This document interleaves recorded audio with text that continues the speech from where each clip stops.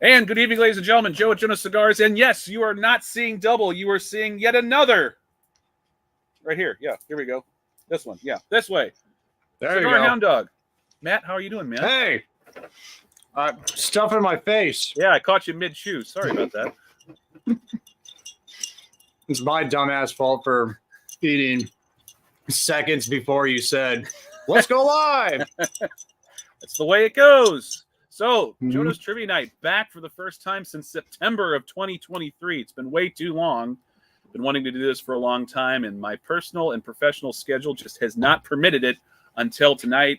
And I am really excited to have Cigar Hound Dog co-hosting with me tonight. First ever virtual co-hosting in the Jonose Trivia Night. Matt, you're part of history today. How does that make you feel? Dude, that's tight. Dude, Joe, bro, you're one of my heroes. You still are one of my heroes, but before starting YouTube, you're one of my heroes. I watched you before I started YouTube. You're a badass. Like this entire time, you've been nothing but supportive. You're a dog, dude. Well, you're here a fucking dog. I'm going to be full transparency here, Matt. I am not going to lie. When I saw your meteoric rise in subscribers, there was that little, the little demon in me that started going, son of a bitch, how the hell has he got so many subscribers and I'm still, basically trailing in his dust. And then I realized, wait a second, why did I start doing cigar reviews in the first place? Was it because I wanted to be the best? No, I didn't want to be the best, because if you're the best at anything, it's a lonely and miserable existence. Don't ever want to be on the top.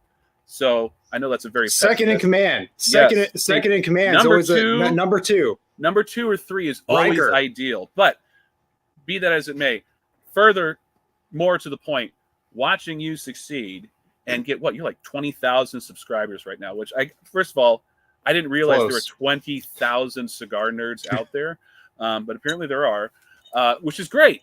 And I'm happy to see that there are more people getting into cigars, embracing this lifestyle, this hobby. That's why I started doing this in the first place, was to try to encourage more people to get in it. So the fact that and you're doing it too.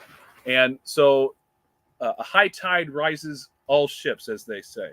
So this is something that I can be happy about. And I'm super excited that you guys and your channel and the rest of the new wave are growing the way that they are, because this is only a positive for anybody who's involved. So I'm happy to call you a friend. I'm happy to see your success, and I just want that train to keep on rolling. It's awesome to watch.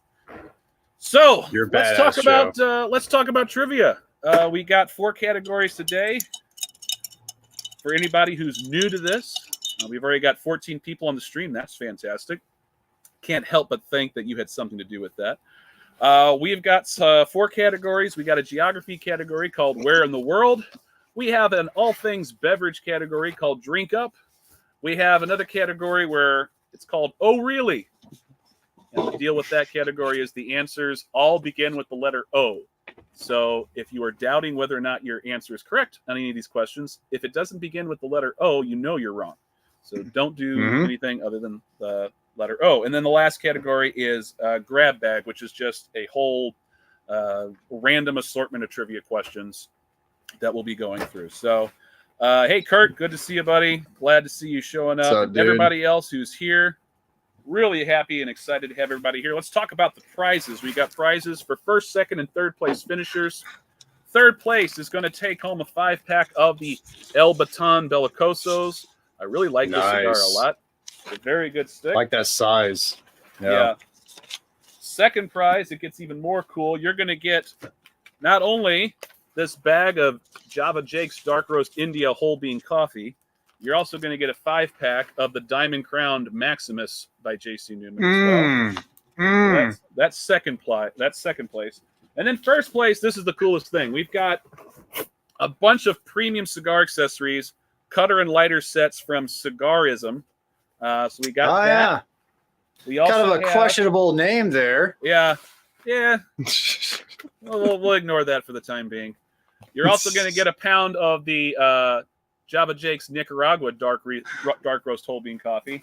And last but not least, you're also going to get a 5-pack of the Angel Cuesta Toros as well. Ooh. So we've got lots of good stuff to give away here. Yeah, like I said in my Instagram story today, premium cigars, premium accessories, premium coffee.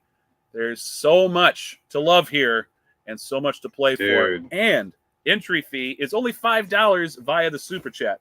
So all you got to do is click that little cash icon below the chat box in the live stream, enter a minimum of $5, and your name is entered into the registry, and you will be able to play along with everybody else. And as a reminder, anyone who is a hashtag Sago VIP on Patreon for Jonose Cigars, you are automatically entered for free. One of the many perks you get for being a hashtag Sago VIP. So there you are. That's the deal. I'm dope. Sticking with it. Matt, what are you smoking tonight, sir? I'm gonna let you pick out my cigar, my first cigar anyway, because right. Who knows how many may end up being burnt tonight. I came with 5 just in case. Oh, nice. Okay, I'll have first. I have the Lunars, the Fratello, the Cameroon, Connecticut and Cameroon. I have this bad boy. There you go. 56. Red Meat Lovers. Oh, sure. Here we go. Tasty. And last but not least, the Padilla Miami 8 and 11. Going old school with that Padilla. That's kind of cool. Well, I'll tell you what. Here's my choices. I've got, pulled this out. We got an Asylum Oblongata. I have the Espinosa 601 Oscuro. I also have a Blanco 9 Lancero. This is one I have never tried this one. And then I also have... Me neither. Yeah. And this is one that I haven't had a whole lot by, but I've heard of him. The Don Torak. This is the box-pressed Robusto. I don't know a whole lot about Don Torak, but... I've never seen it. Yeah. Neither have I. So that's what I've got to pick from. I'm going to say, man... I feel like the knuckle sandwich would be a nice place to start. Start with the most peppery, full-ass body cigar. Is it that peppery? For Espinosa, it's manageable. I loved it. Like I freaking loved that. I said, yeah. I mean, you haven't talked about what you have, but you have one of those now, Joe. Yes. Just so you know. Okay. That's awesome. But I don't know if you had one before, but you have one. I haven't had the 56. No. So yeah, I have no problem lighting up this Espinosa, dude. All right. Well, if you're gonna light an Espinosa, I'm gonna go ahead and light the Espinosa of another variety. I'll just go ahead and do that one. The Oscuro, dude, the green label. Yeah, that I think it was called La Punta, or it was like a short Figurado or short Perfecto in that blend. Uh-huh. That thing just kicked my ass, dude. One of the first boxes I ever bought. Not a good decision. I can't help but notice lately your palate has become a little bit more. The threshold for spice for your palate has gotten up there a little bit now. It's I think it's changing, but then I'll smoke that that Perdomo 30th Maduro. And that thing nearly just melted my nose. So I don't know. It's some days if I feel like I'm doing well, some days I feel like I'm like a whip. So yeah, I don't know. Totally inconsistent, but it just could depend on the cigar too and the blend. Yeah, I forgot my cutter, so I'm too lazy to get up and get it. So I'm just gonna just pick at my cap. Hey. That's what everybody used to do. Cigar Collective's in the house. What's up, dude? And who else is here? We got Pack and Heat is here, smoking a Padron 80th. Evening, sir. We also have Ringworks. Hello, Ringworks. A lot of new people here that I haven't seen on the stream before. Yeah, Kurt's a badass. I see him everywhere. Oh, Sal's here too. What's up, Sal? Bunch of badasses. No. Hey, Darren. Good to see you, sir. Yeah, I have one of those sliders that has a built-in punch too. Although I never really use a punch very much at all. I don't. Yeah, that's, I don't know. Punches are for psychopaths. All right, before we get started here, I do have a question to ask you. I've seen a lot about Peter Pallet syndrome. Where did that come PPS?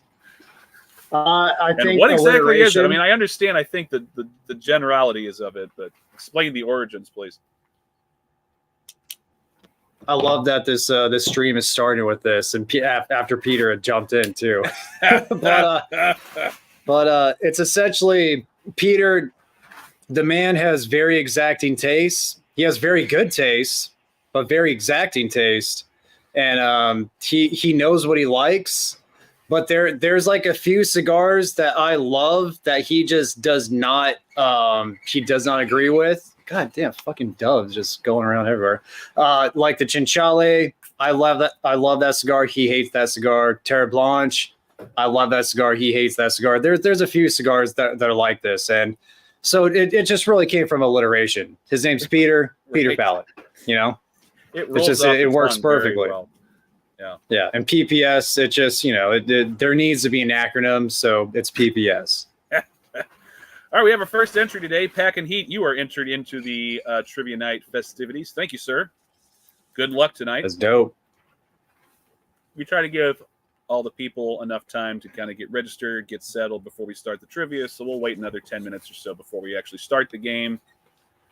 For anybody else who's wanting to play, I'll reiterate, $5 is all that's required via the Super Chat. Just click the little cash icon and underneath the chat box during the live stream and enter $5, and you are set to go. Packing Heat is our first entry. His name is down on the register. Everyone is welcome. Take all comers. Oh, that's right. I forgot. Kurt is a VIP. You're automatically in, sir. He's owned 2 Basset Hounds in the past as well. Good man. Wow. Yep. Good man. Yeah. So Kurt is in. So far, we have 2 competitors. I'm sure we can do better than that. Although we've had a couple of trivia nights where it was only like 4 or 5 people playing, and almost everybody got something. And then the 2 people who didn't actually win, I actually sent them some consolation prizes as well. So no one went away empty-handed. That's nice, man. You're a very generous man, Joe. I've got more cigars than I know what to do with. So the least I can do is spread the wealth a little bit. So it's a good problem to have. Yeah, I'm not complaining. And for every cigar that I smoke, I give at least 1 more away. So it's just the way it goes. I always buy more. Just the way it goes these days. Yep. Dude, this thing is so freaking good. You're gonna love this cigar, Joe. If you like Espinosa, it's so chocolatey. Now, and this is one of the ones that's made at AJ's factory, I believe, as well. Okay. So, have you tried the Knuckle Sandwich Connecticut yet? I know Peter, who was in here, he recently had that, and even afflicted with PPS, even having a Peter palate, he loved that cigar. I'm really looking forward to trying it. Yeah. I really liked it myself. Yeah, I trust your palate. You're sane. I trust your palate. All right, shots fired. All right, Darren L., you're in, and so is Space Ghost 22. Space Ghost, thank you, sir. Nice, dude. Cool. Glad to see Packing Heat picked up a box of the 50. I'm assuming the 56. Really good. And like the mouthfeel, just having like the Oval-S, box press just feels so natural just smoking it. Yeah. So it's really funny. A couple of weeks ago down at Privaticon, I got to play poker with Eric Espinosa. That was a lot of fun. Dude, that guy's got some freaking stories. Holy shit. Most of them, I remember. Most of them not fit for heat, but, Yeah. Very, very, because I remember we went out to dinner with them in Nicaragua, just complete coincidence. They're at Lazona working with, I think, I forget the name of the company. I don't think, if they are still around, they're just very limited production. But they're working with them, and they had us go out. They invited us to dinner with them. Nice. Went to this nice club. Was it Colombian Steakhouse in Nicaragua. And yeah, the stories they're telling, they're big, big Yankees fans, big Yankees fans, and very New York. I'm like, what? Espinosa, New York? Huh? So yeah, it was a unique experience. I remember it till this day, obviously. He's a very entertaining individual, and every time I get to see him, it's always a lot of fun. So I have a feeling that he hates my guts. Say what? I have a feeling that he hates my guts because I feel like because a lot before this, I didn't really have many good things to say about Espinosa, Right. And he's a very wears his emotions on his sleeve kind of guy, which is nothing wrong with that, right? So have you had? Because I'm getting together a care package for you, and I'm trying to figure out all that I want to put in there. Have you had the Murcielago at all? I recently had the 2023 TAA. Okay. I think I remember like way like over 10 years ago at this point, the Murcielagos, and them being, I remember enjoying it. I haven't had one other than a TAA. I haven't had one since then, since well over a decade. All right, well, I'm going to send you some of the Rabido, which is a Lonsdale. I really like that size a lot. So that's going to be in your care package, among a few other things. So, for sure, dude. Thank you. All right. Connoisseur Cigar, Eric, you are in. Thank you, sir. Appreciate you playing tonight. We're up to 5 competitors. We actually will have a competition tonight. That's encouraging. There we go. Give everybody a few more minutes to go before we start. And anybody who joins late, you're more than welcome to try your luck at Trivia Night entering late. That's fine. We actually had a couple of trivias where someone came in 2 categories late, and they ended up taking 3rd place. So it's not outside the realm of possibility to score something, even when you come in late. So there's a guy I remember like checking out your live streams before the trivia live streams. Yeah, his name had like green in it. I think Green Octagon. Green. Yeah. I was like Green Octopus. Like no, Green Octagon. Okay, I remember he was like. He was a beast. Yeah. He won like 11 trivia nights, and that's that. I used to do them every month, like during COVID when I didn't have a damn thing to do, so I was doing them every month. But I had to cut it down to much less than that once I started working again. But yeah, that guy won so many trivia nights. But he was really cool about it because the last few times that he's won, he's just forfeited his prize to someone who finished just outside the prize pool. So he's really cool. That's cool, dude. Yeah. Good on him. He's, how they say, a mensch.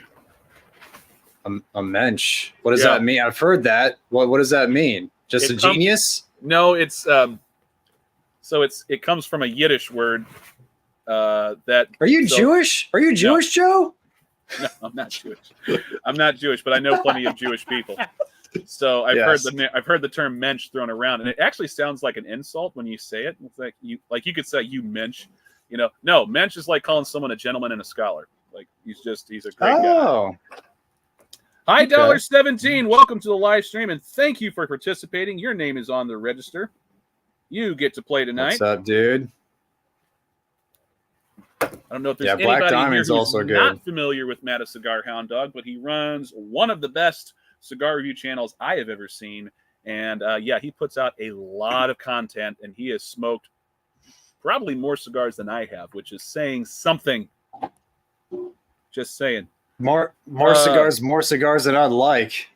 Yeah, it's amazing. He's like, oh, I've smoked so many. It's like, I haven't even scratched the surface. There are so many cigars out there.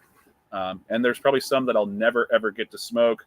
I almost pulled the trigger today and bought a Merit Fell, but I was just like, I can't do it. I'm not paying $55 for this thing. I'm just not going to do it. I'll wait to see if there's anybody who I know who I know a guy here in town who bought a couple boxes of them, which is insane. So maybe he'll be gracious enough to let me have one sometime in the future. I can't do it. It's just a principle thing with me. It's just like, $55 for a single cigar. When those came out, was it 2023 last year or the year before? It might. I think it was the year before. Yeah. I think 22, and like I know the Placencia Etafal had just come out, and that was $65. Right. And then the first Marifels came out, and those are like $85. Yeah. And that's when I knew like I can't do this. Like I can't, like my line was 65. Anything above that, like going up to 85, like for one cigar, like no. Like give me a 5-pack of give me a 5-pack of these, and then else $20, you know? Exactly. Yeah, I think you guys might have discussed this at one point during one of your lives. Just this phenomena of just more and more companies doing these outrageously expensive cigars. And I understand why they're doing it, because there's enough douchebags out there who will buy them. So they're definitely going to make business sense. But it's just, I just don't see this as being a collective. I don't see this as being a net gain for the industry to have everybody making these giant price tag cigars. It's just... Is it just like, dude, like there are so many Year of the Dragons this year that like I just saw Drew Estates coming out with theirs, and just like it's just not interesting anymore. Like it used to be. Like it's not special anymore because everybody's fucking doing one now. Yeah, and it, you know, like you said, when they first started, it had that novelty appeal that was like, oh, that's a cool project. No one's thought of doing it before. It's kind of like, and they were good. Yeah. And they were good. Like the Davidoff, like the Year of the Dragon this year was garbage. It was rancid garbage. I was going to send you one, but I didn't want to have to put you through that. But yeah, it's just like they were good at one point. Like the Year of the Snake, the Davidoff Year of the Snake, like 2012 maybe. Amazing cigar. Now it's just all like throw shit at a wall, see what sticks. You know, that's all it is these days. Yeah, I'm getting tired of it. Limited release bandwagon.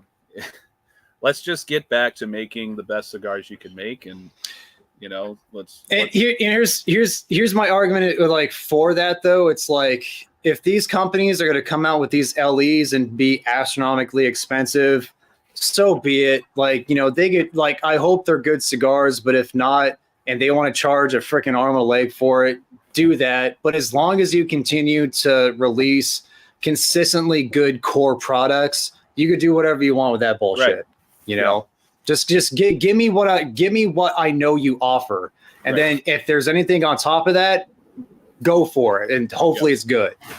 Yeah. The one thing I don't want to see is a shift in the consumer base where we have more and more exclusivity pours out there. You know, it's just like, oh, I'm smoking this because it happens to be $75 a stick. It's like, I don't want any more of people like that. You know, the cigars are for everybody. I want it to be accessible for as many people as possible. I don't want cigars to be an exclusivity thing. I want them to be something that attracts all demographics so that as many people as possible can enjoy this. I don't want to go back to the early 90s era where every rich motherfucker who had a Ferrari was the only one smoking cigars. Just like it's change that image, please. Yeah, change the like the perception of it. And like now it's like, because there's so many great cigars at so like at great affordable prices. Yeah. I don't like the last time, you know, with Davidoff, there is like that status thing. Yes. But now, even these days, like reviewing so many cigars for the channel, I don't think about status. Yeah. I don't care. Like, is this cigar good? Like, I don't care if I'm in a lounge and I'm smoking a certain brand. I couldn't care less about that. Give me a fucking good cigar. Yeah. That's all that matters. Right. Yeah, I agree. And honestly, this thing. So sorry, Joe. This thing looks absolutely stupid as hell. Yeah. This is a dumbass band. I don't give a shit. It's fucking great. Right. This is stupid. This is really dumb. This looks not cool. But yeah, it's it's a great tasting cigar. That's all that matters. I do have an appreciation for the fact that we have, you know, a celebrity cigar project with Guy Fieri that's not just a complete gimmick. You know, like that it has some substance behind it to actually back up the whole celebrity status thing, which is a big deal to me. So that's kind of cool. As a man in the culinary, side of things, how do you feel about Guy Fieri in general? Guy Fieri is, first and foremost, I think he is to most people just a celebrity face, but this guy, he knows his shit when it comes to food. Okay, he's not just some tool who put his name on something and got famous because of his hair and his jewelry and his knuckle sandwich logo and all that. No, he knows his stuff. He is a legit chef, and he's been around. He's earned his stripes. So I say good on him. So I'm fine with Guy Fieri doing stuff like this. And like I said, so long as there's substance behind it, anybody can do it. I prefer someone who, has some legit background, but he has that too. So, he is a Raiders fan though. Just saying. Well, no one's perfect, I guess. Can't be perfect. Can't be perfect. Everybody's got a flaw. We all can't have perfect hair and perfect flame shirts and like the perfect football team. Yeah. You got to fail in something, If you're going to fail in something, rooting for the wrong sports teams, okay, you're doing pretty good then. So yeah, if that's all that's on, if that's the biggest knock, you're okay. Isn't Michael a Raiders fan? No, he just lives in Vegas. He's a Giants fan, which I don't know if that's better or worse. That's a close call. I'm a huge Chiefs fan, so I have to. I have to talk smack on the. I love the Raiders in certain ways because I know a lot of their history because I have to. They're in my division. Right. Historic rivalry. I know a lot about them. So and I'm a Chiefs fan, but I still have to admit the Raiders have the sickest uniform, sickest logo in the league. It's sick as hell. It is pretty silver cool. And black. It's there's nothing more ominous than the Raiders, jerseys and the Raiders uniforms. As far as mascots and color scheme goes, it doesn't get much more badass than that. The Soul Silver and Black is such a hardcore look. So it's badass. Yeah, it's badass, dude. All right, so we probably want to start some trivia here, right? We did a trivia night invitation, everybody. We should probably follow through and do some trivia instead of just shooting the breeze. Although there'll be plenty of that throughout this whole evening, I am sure. So we got 6 contestants, and like I said earlier, you do not have to start right now. If you want to start a little bit further in, you're more than welcome to. It's still just $5, and you can join in late if you want to. No problem whatsoever. Going to go over the ground rules here real quick. Like I said, we've got 4 categories tonight. Each category has 10 questions.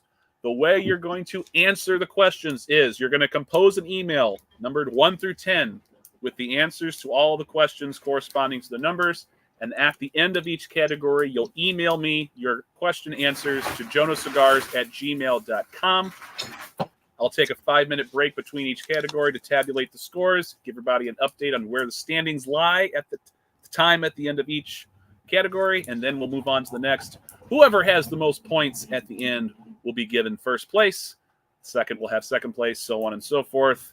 And at the end of the night, when we do the last category of trivia, we'll do a little game called Sweet 16, which is a lot of fun.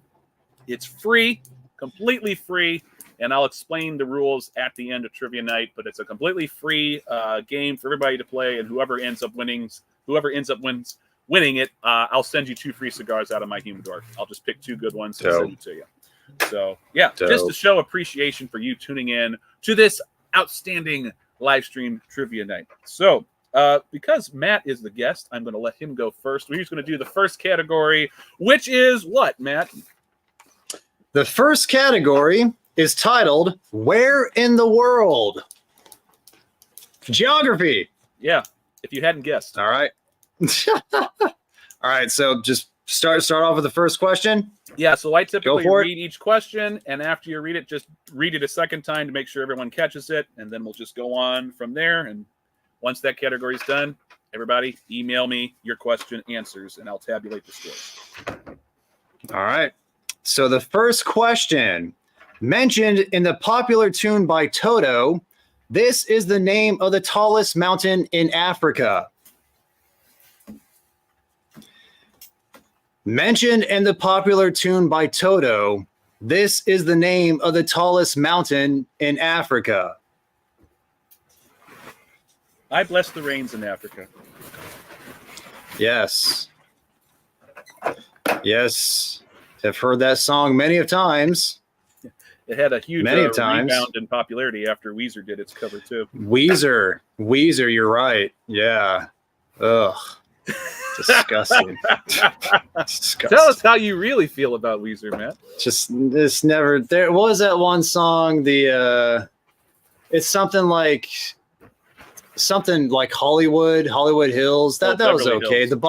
The Beverly, yeah, that shows you how much I know fucking Weezer. Buddy Holly, obviously, those are okay. But once again, too overplayed. I mean, the Toto song was overplayed before Weezer got to it. Yes, that's true. There you go. I will concur with your sentiment. I do think old Weezer is very good. I really do like old Weezer. We're ready to move on to the next question, I think. All right, next question. Which sea is the world's smallest and shallowest sea? That is, I'm looking at the answer. I have no clue. Yeah, this was news to me. I had no idea. Oh, and just to clarify, this is not ocean. This is sea. Completely different body of water. Yes. Which sea is the world's smallest and shallowest sea? That is, I got you gave me this a couple days ago, and I saw that. I was like, what the hell? And then I haven't looked up and saw where it's at. So still no clue. Yeah. All right. Question number, ready to go to number 3? Yeah. Okay. Question number 3. What is the northernmost national capital city in the world? What is the northernmost national capital city in the world? And just forewarning everybody, this one is a bitch to spell. So if you misspell it, but I know what you're talking about, it'll count. Okay, that's cool. Gave you a little bit of a hint there. I think the southernmost is Christchurch in New Zealand. I believe. Yeah. I believe. Yeah, it's a little flex right there. Little flex right there. Look at you. Look at you. All right, question number 4. What U.S. city is known as the City of Fountains? What U.S. city is known as the City of Fountains? Yeah, right, Joe. So Space Ghost, just to reiterate, if you're lost here, what you're doing is as we read off these questions, you're just going to put the answers in an email, and then at the end of each category, you'll email me your answers to jonocigars@gmail.com, and then I'll check your answers at the end of each category. And I got a little ticker message going along the bottom of the screen to remind you of what the email address is in case you need a reminder later on. There you go. Woof, woof. I just saw it on the ticker. All right. Okay. Question number 5. In which country would you find the Kalahari Desert? In which country would you find the Kalahari Desert? Not to be confused with calamari, because that's a completely different. No, you don't. It's kind of not much of a desert there. Yeah, true. Well, either way. Okay. Question number 6. Within 100,000, how many people live in New Zealand? Speaking of New Zealand. New Zealand, who would have thought? Within 100,000, how many people live in New Zealand? I had no clue on that one either. I was surprised by this answer, to be honest. Yeah, I see that. All right, question number 7. Which lake is not one of the Great Lakes? Superior, Huron, or Champlain? Which lake is not one of the Great Lakes? Superior, Huron, or Champlain? This is not me attempting to throw shade at Lake whatever it is, whichever one it is. I'm not trying to say that lake's not great in its own right. It's just not one of the 5 Great Lakes. Yes. All right. Question number 8. Which of these countries has the smallest population? France, United Kingdom, or Spain? Which of these countries has the smallest population? France, United Kingdom, or Spain? Surprised by the answer. Yeah, I guess I was too. All right, question number 9. In which country can be found the world's tallest structure, which happens to be 2,000 feet tall? It's insane. In which country can be found the world's tallest structure, which happens to be 2,000 feet tall? That is nuts. That's bloody tall.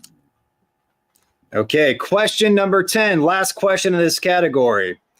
Which country's flag features an image of an eagle eating a snake? Which country's flag features an image of an eagle eating a snake? All right, there we go, guys. First category in the books. Just submit your answers in an email to me, jonoscigars@gmail.com. Once I get everyone's emails entered, I'll tabulate the scores and give everybody an update of where everybody stands before we move on to category number 2, which will be Drink Up. It's a beverage-themed category, not just alcohol. It's going to have beverages of all kinds in this particular category. So, damn, man, we got 38 people in the live chat. That's amazing. I think that's a record for me. That's tight. While you do this category, I'm going to shout out the live stream on my Instagram. Yeah. All right. I got an email from a Matt Wood. Could you please tell me what your screen name is so I know which one you are? Roger, what's up, dude? He joined the chat. What is going on? Got a little working man cigars up in here. All right, packing heat. Thank you, sir. Packing heat. That's your Matt Wood. Answers are entered. And at first glance, it looks like you've done very well. Nice. All right, very good, sir. Thank you very much. All right, got Kurt Williams here.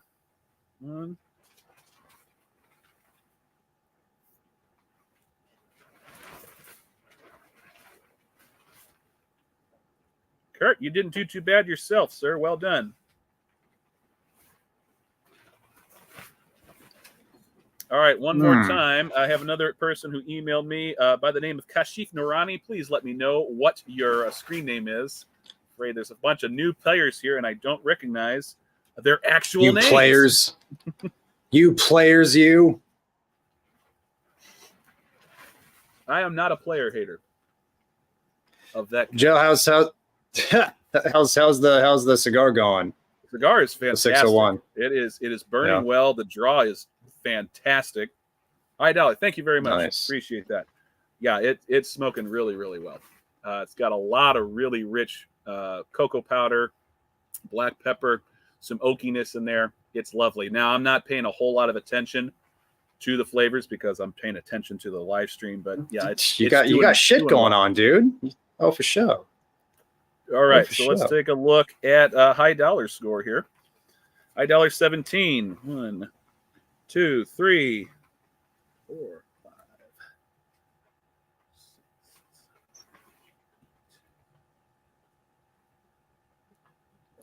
Very good. All right, his is entered. And we got the Connoisseur Cigar has got his answers in. Just tabulating his scores too. 2, 3, 4, 5, 6, 7. Very good. Thank you, sir.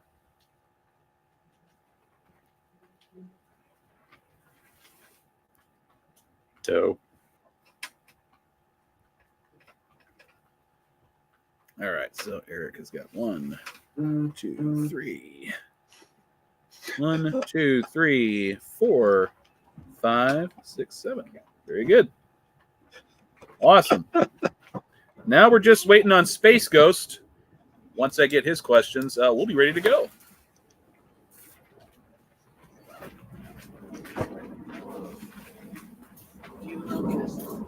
Say what? Oh man, Peter got me good, man. What did he Peter do? got me good.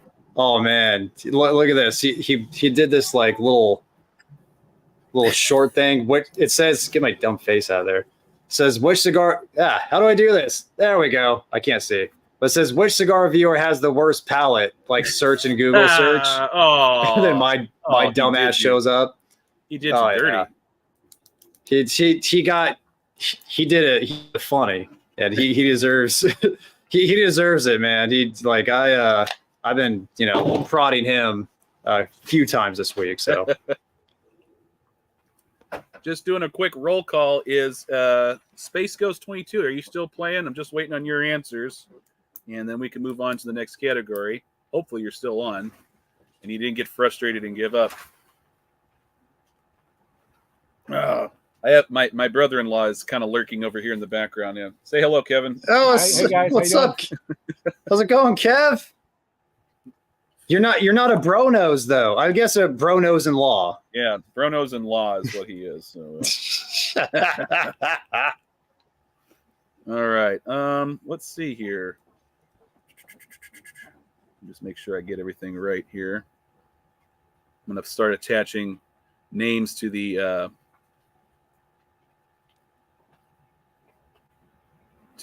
screen name, so I know who's answering the questions from here on out. All right, so that is good. Here, Darren, that's clear. I can heat. Somebody asked what I'm smoking. Yeah, Maker's Mark. Kevin is not smoking anything. He is just drinking Maker's Mark right now. Joe's Maker's Mark. Yeah, good stuff. Good stuff. Over there smoking Joe's. Yeah, Kevin, do you want a cigar? I mean, why not? Yeah, I've got cigars here. He's here. Yeah, you might as well smoke something. I'm not join the fun. All right, I'm trying to give you something that'll be a little easy for you to. Well, I'm not sure what happened to Space Ghost, but for some reason he is not. Doesn't seem like he's here right now, so that's unfortunate. I'll give him a few more minutes before we move on to the next category. Did Space Ghost ghost us? Did he ghost us? It sounds like he did. Gosh. Hey, man. grab a chair from outside and bring it in so you can actually have a place to sit there, too. That's all right. It'll give me time to cut and light Kevin's cigar here. This 56 is so good, man. This may be the best one I've had too. I've had a few of them so far. This is really good. Now you don't have to feel like you have to be on the stream the whole time. You're free to hang out too. Okay. Like you can just stick around. Everyone can hear your voice, and now you can hear everybody else too. So cool. What is this? Good to have you on, Kevin. Yeah, good to be on. So how long? How do you and Joe feel about each other? Or do you guys hate each other? Are you guys buds? That like begrudgingly get along? Oh, I can tolerate him most of the time. Yeah, I'll drink it bourbon any day. Speaking of tolerating, hey, it's starting to rain outside. Good thing I have my tent. Are you in your tent right now? Yeah. Yeah, I almost took it down this week because the weather was getting warm, but I'm really glad I left it up for one more week because can't really do it outside. Showers. It's raining that well. So, yeah. Yeah, dude. All right. So, at this point, I'm going to have to assume that Space Ghost 22 is not here. Sorry to see that. But we can move on. If he wants to rejoin later on, hey, you're more than welcome to. All right, Matt, you want to give the answers for the first 10 questions in that category? Yes. Dope. Now I get to act smart like I know them. Yeah. Okay.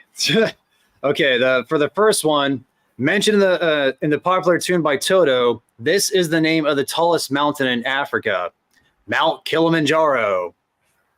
That was a pretty easy one. That was a pretty easy one. I like to ease people in and make them give a false sense of confidence before we get much further in.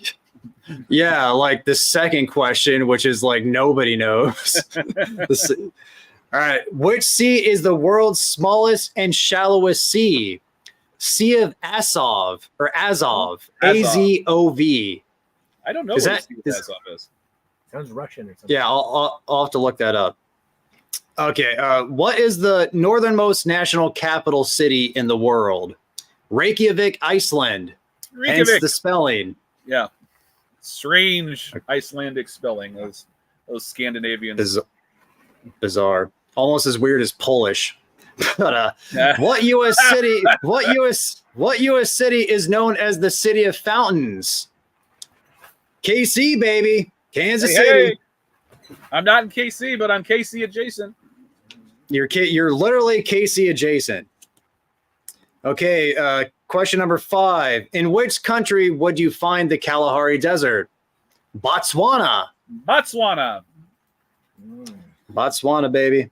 6. Within 100,000, how many people live in New Zealand? 5 million. 5 million. And man, High Dollar 17. It's a lot of Kiwis. So close. He said 4.5 million, which is not quite there. He almost had a perfect score in that first category, but he got that one. Shoot. All right. 7. Which lake is not one of the Great Lakes? Superior, Huron, or Champlain? It's definitely Champlain. I hope everybody got that right. If you didn't, you're not American, and that's okay if you're not. Not that there's anything wrong with that. I'm just saying you're not. Yeah. Yeah, you're not familiar, then that's okay. All right. 8. Which of these countries has the smallest population? This is one that we may get dick for being American. France, United Kingdom, or Spain? The answer is Spain. Yep. Spain has the smallest population of those 3. That's, you would have probably thought land area would have been UK, but it's Spain. Okay, 9. In which country can be found the world's tallest structure, which happens to be 2,000 feet tall? That would be the Burj Khalifa, which is in the UAE, United Arab Emirates. Now, Dubai is the city, though, correct? Oh, yeah. So a lot of people in Dubai, yeah. So a lot of people said Dubai. I'm going to give them credit for that because they knew it's in the UAE, specifically in Dubai. I was looking for the country, but if you said Dubai, I'm giving you credit for that answer. So all good there. Yeah. If people knew Dubai, they probably would have known it was in UAE, Exactly. Okay, and 10, last question. Which country's flag features an image of an eagle eating a snake? Mexico. There you go. Viva Mexico, baby. On a cactus. Yep, on a cactus in a lake. In a lake? Yeah, the guy who saw the image, who saw the eagle, grabbed the snake and carried it off to an island that had a cactus. He perched on the cactus and ate the snake. Yeah. Yep. And that's how it goes. Yep. All right.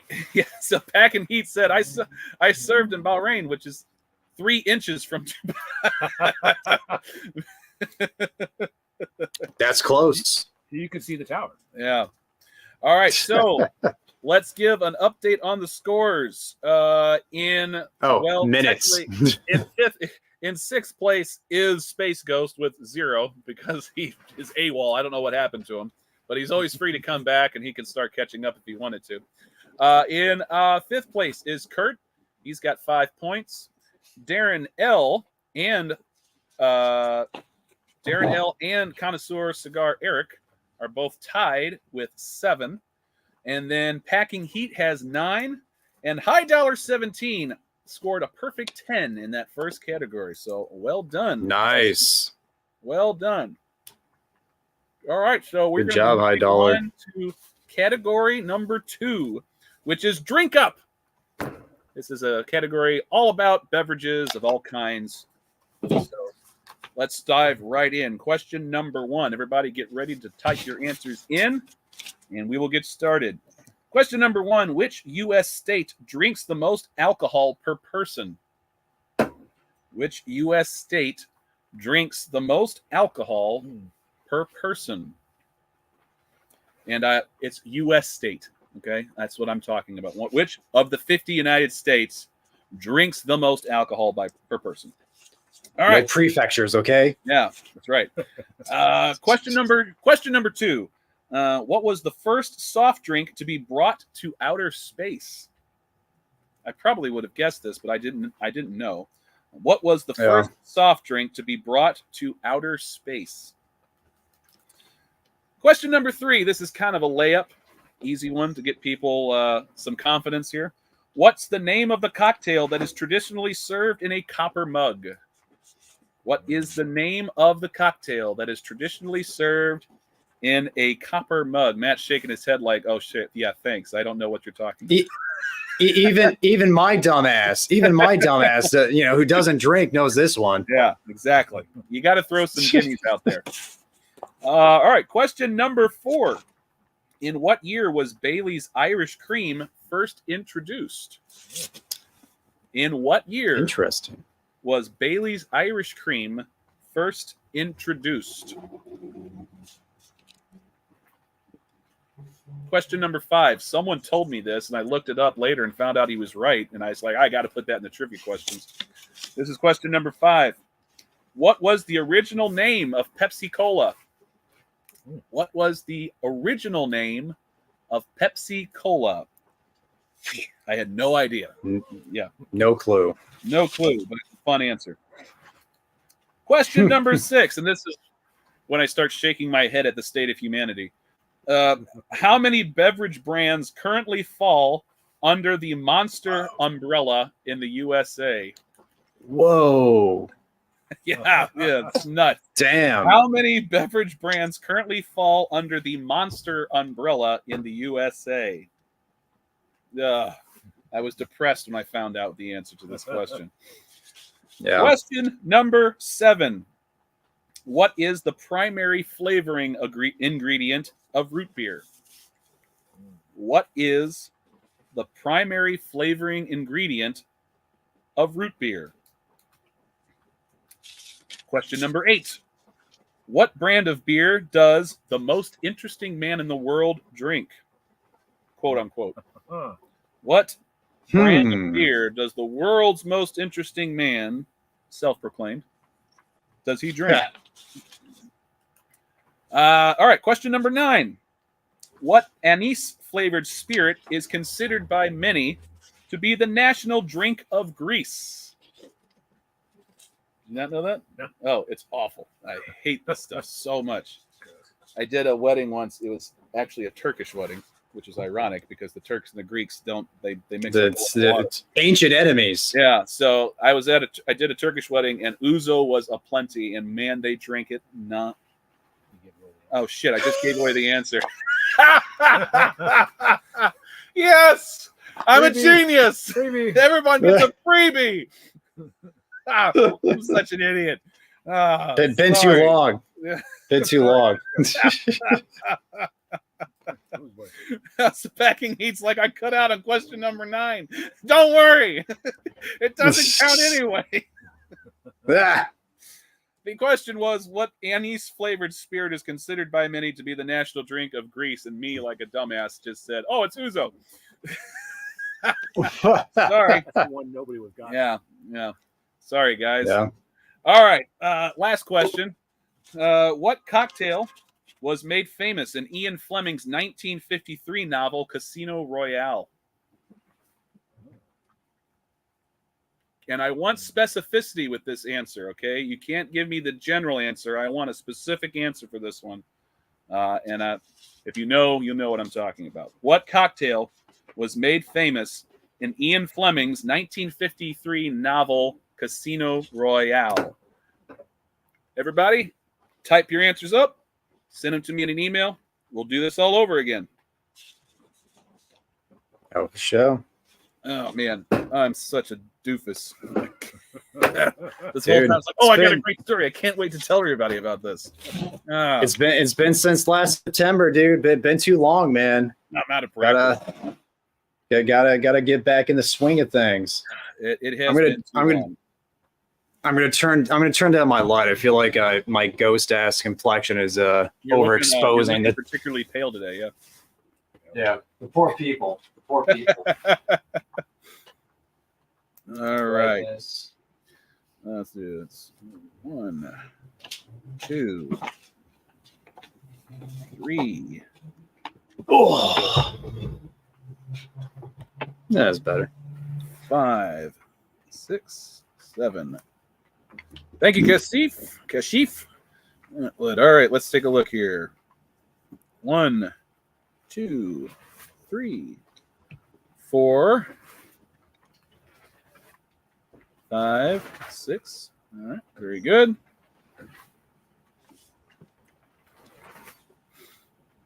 1, 2, 3, 4, 5, 6, 7, 8. Very good. Oh, go back. Aaron. All right, very good. 1, 2, 3, 4, 5. Somebody noted that Space Ghost got 6. points. Yes.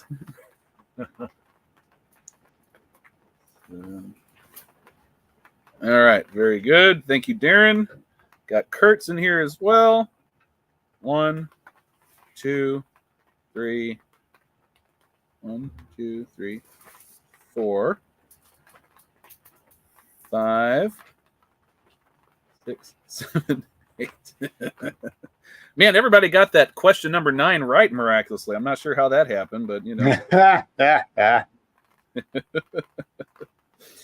All right, who am I waiting on here? I think I'm waiting on Eric.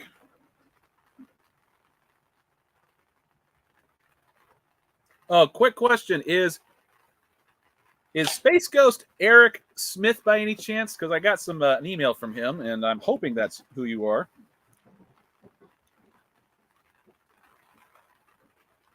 Is that different from Connoisseur Cigar? Yes. That's separate because he's Eric too. Correct. Yeah, this is a different Eric, apparently. Okay. Still waiting on Connoisseur Cigar to send his questions in too. Connoisseur, that guy's tight. He's in a lot of chats. He's very active in the community.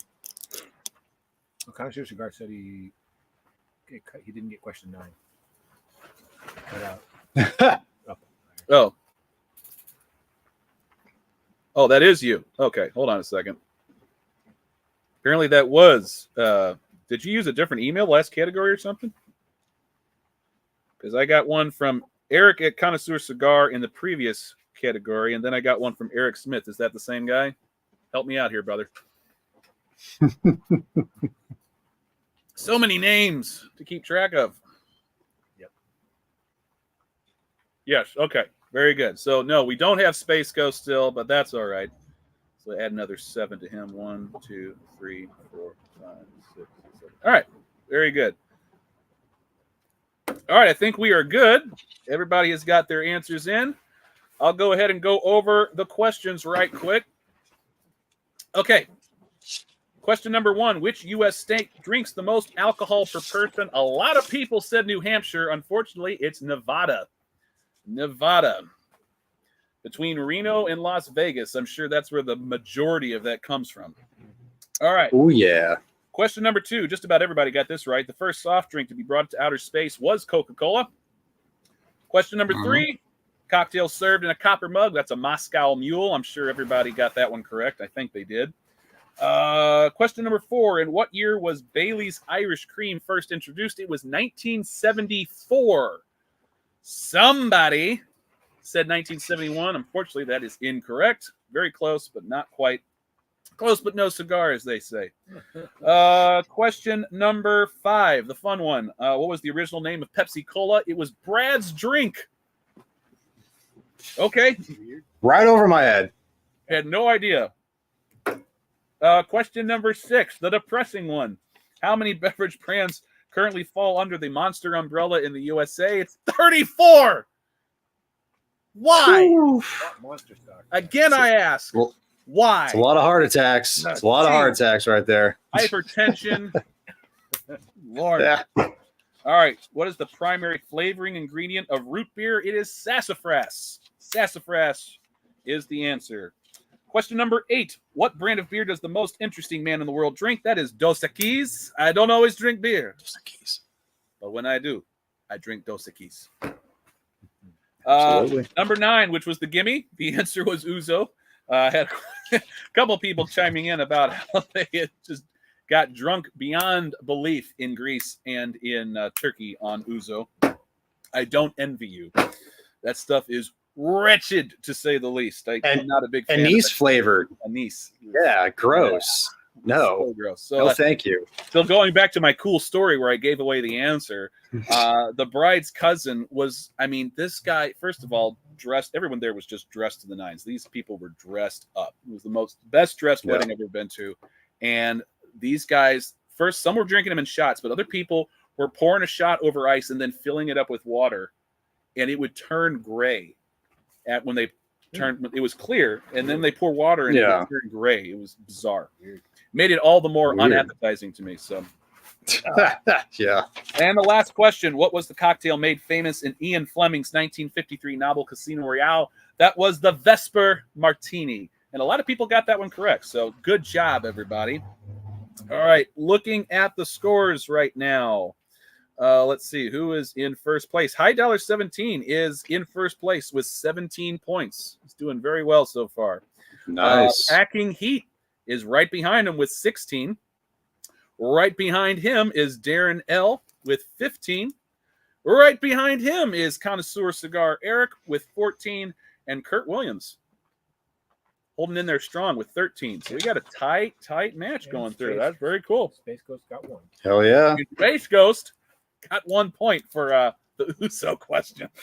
Good job, Space. Yeah, well done. Everybody say goodbye to Kevin. He's heading out. Bye. See you, man. See you guys. Thanks for hanging out too, buddy. Cigar, man. You are welcome.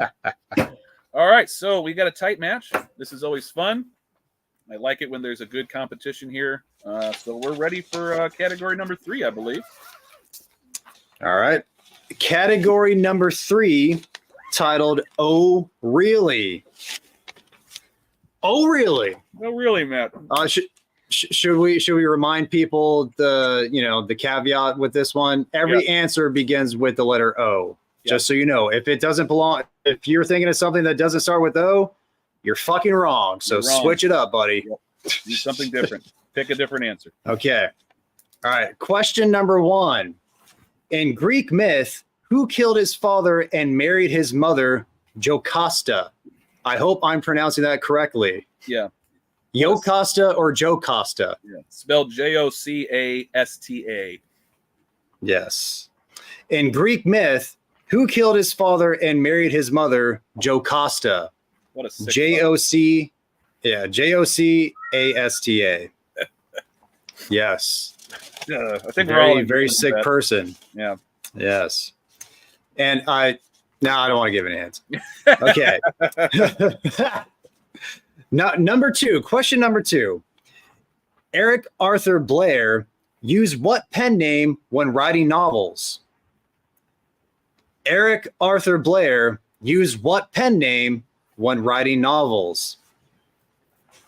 No clue on this one. No freaking clue. I mean, I know the author, but I didn't know what his real name was. So. Yeah, exactly. I think a lot of people know the author. Very, very well known. Yes. Another hint for question. Yes. Question number 3. What woodwind instrument's name comes from the French word for high wood? What woodwind instrument's name comes from the French for high wood? That's a little suggestive there, Joe. Yeah, high wood. High wood, huh? I have high. Yeah, never mind. I'm not going to. No, Question number 4. Thank you. In what city is England's oldest university? In what city is England's oldest university? I think that's Orange County, right? Orange County, England. Right? Yes. OC England. OC England. Perfect. All right. Question number 5. The Moor of Venice is the subtitle of what Shakespeare play? The Moor of Venice is the subtitle of what Shakespeare play? No clue. No freaking. I'm not a Shakespeare person. No clue. The only thing that would help me would be the O. That would be the only thing that would help me. I think I am willing to bet everybody who answers this will answer it correctly. I'm making a prediction right now. I think everyone's going to get this. Okay. I'm just an idiot. I have a lot of stock into the fan base here. I think they're smart individuals here. They're Shakespeareans. What's a word for it? Isn't there like an actual like somebody who's like there's like a whole category like that's named for is it just Shakespearean, I guess? I don't know. Think so. I mean, that would be my guess. Yeah. Hell if I know. All right. Question 6. Where are we at? Okay, question number 6. A little dark here. Question number 6. What chemical element has atomic number 8? What chemical element has atomic number 8? Eric just mentioned something. We're all mentions. That's right. You are all mentions. We're mentions, baby. We're all mentions. You're mentions. All right. Question number 7. What name is given to a figure of self-contradictory speech, such as deafening silence or living dead? I like that. Makes you think a little. Yeah. What name is given to a figure of self-contradictory speech, such as deafening silence or living dead? The O is a big help here, too. Yes. Question number 8. Miss Jackson, Hey Ya, and Roses were hits for which hip-hop duo? Miss Jackson, Hey Ya, and Roses were hits for which hip-hop duo? I like that. Okay, question number 9. What was that? Get a little pop culture in here. Yes. Which I'm awful at, but I even knew this one. That's all right. It's better than you Yeah. Question number 9. What name is given to the Japanese art of paper folding? What name is given to the Japanese art of paper folding? And last question in this category, the name of which animal is derived from the Malay word for person of the forest? I like this one. Yeah. The name of which animal is derived from the Malay word for person of the forest? That's there it. You go, guys. And I didn't give any of the answers. I did not give any of the answers. Man, you're a pro, man. You know what you were doing. Oh shit. This is so why funny. You are the pro. All right, so all right, let's take a look. All right, Kurt Williams has got his questions in. 1, 2, 3, 4, 5, 6, 7. 1, 2, 3, 4, 5, 6, 7, 8, 9. They're talking about the Mil Diaz Maduro in the chat. One you just reviewed, Joe. It was a great. I mean, it was better than the original Mil Diaz, in my opinion. I scored it higher than the original Mil Diaz. I really liked it. Which size did you review? I did the Edmundo. Edmundo, okay. Yeah, that's the one that I have too. Yep. All right, Darren Lincoln. 1, 2, 3, 4, 5, 6, 7, 8, 9. Very good, sir.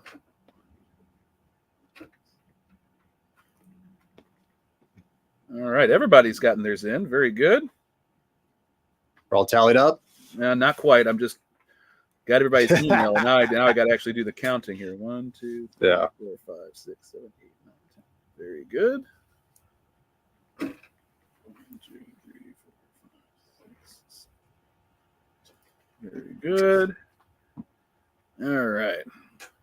1, 2, 3, 4, 5, 6, 7, 8, 9. 1, 2, 3, 4, 5, 6, 7, 8, 9. Very good. 1, 2, 3, 4, 5, 6, 7, 8, 10, 6, 7, 8, 9, 10.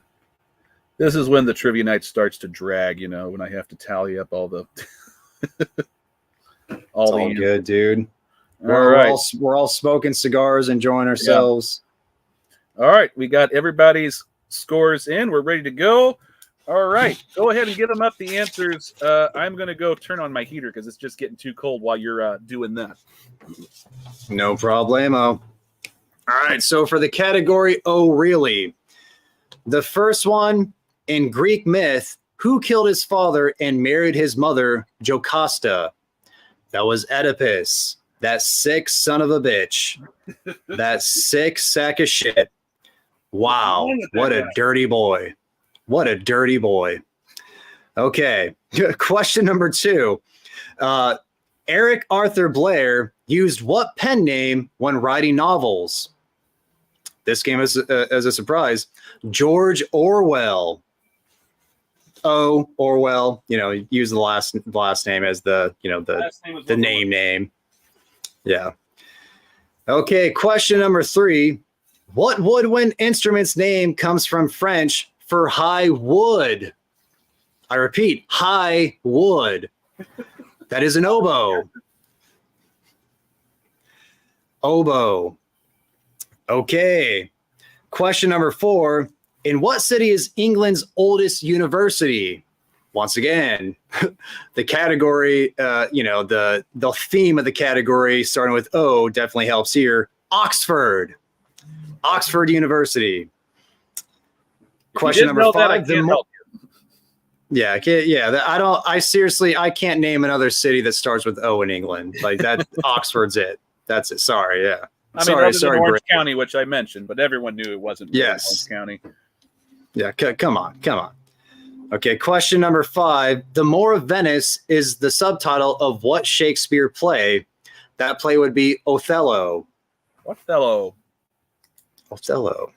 6. What chemical element has atomic number 8? Oxygen. It's what we all are sucking up right now, along with, whatever's in here. What's up, Aromatics? Thank you for joining us, sir.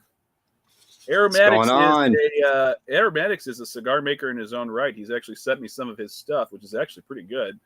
So if anybody is interested in trying some his stuff, reach out to that guy. He makes some good stuff.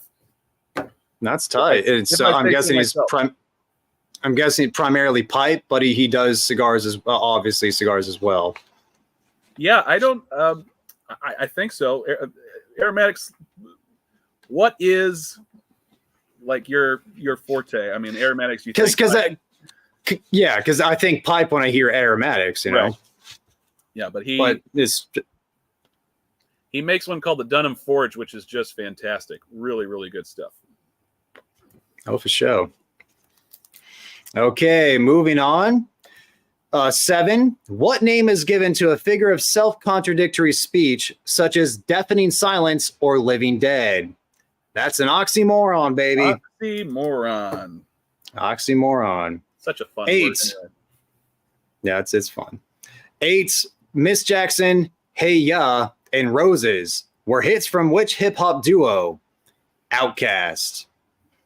Even for being pop culture, I even knew that one. Yep. 9. What name is given to the Japanese art of paper folding? I hope you got this because that is very easy. Origami. Origami.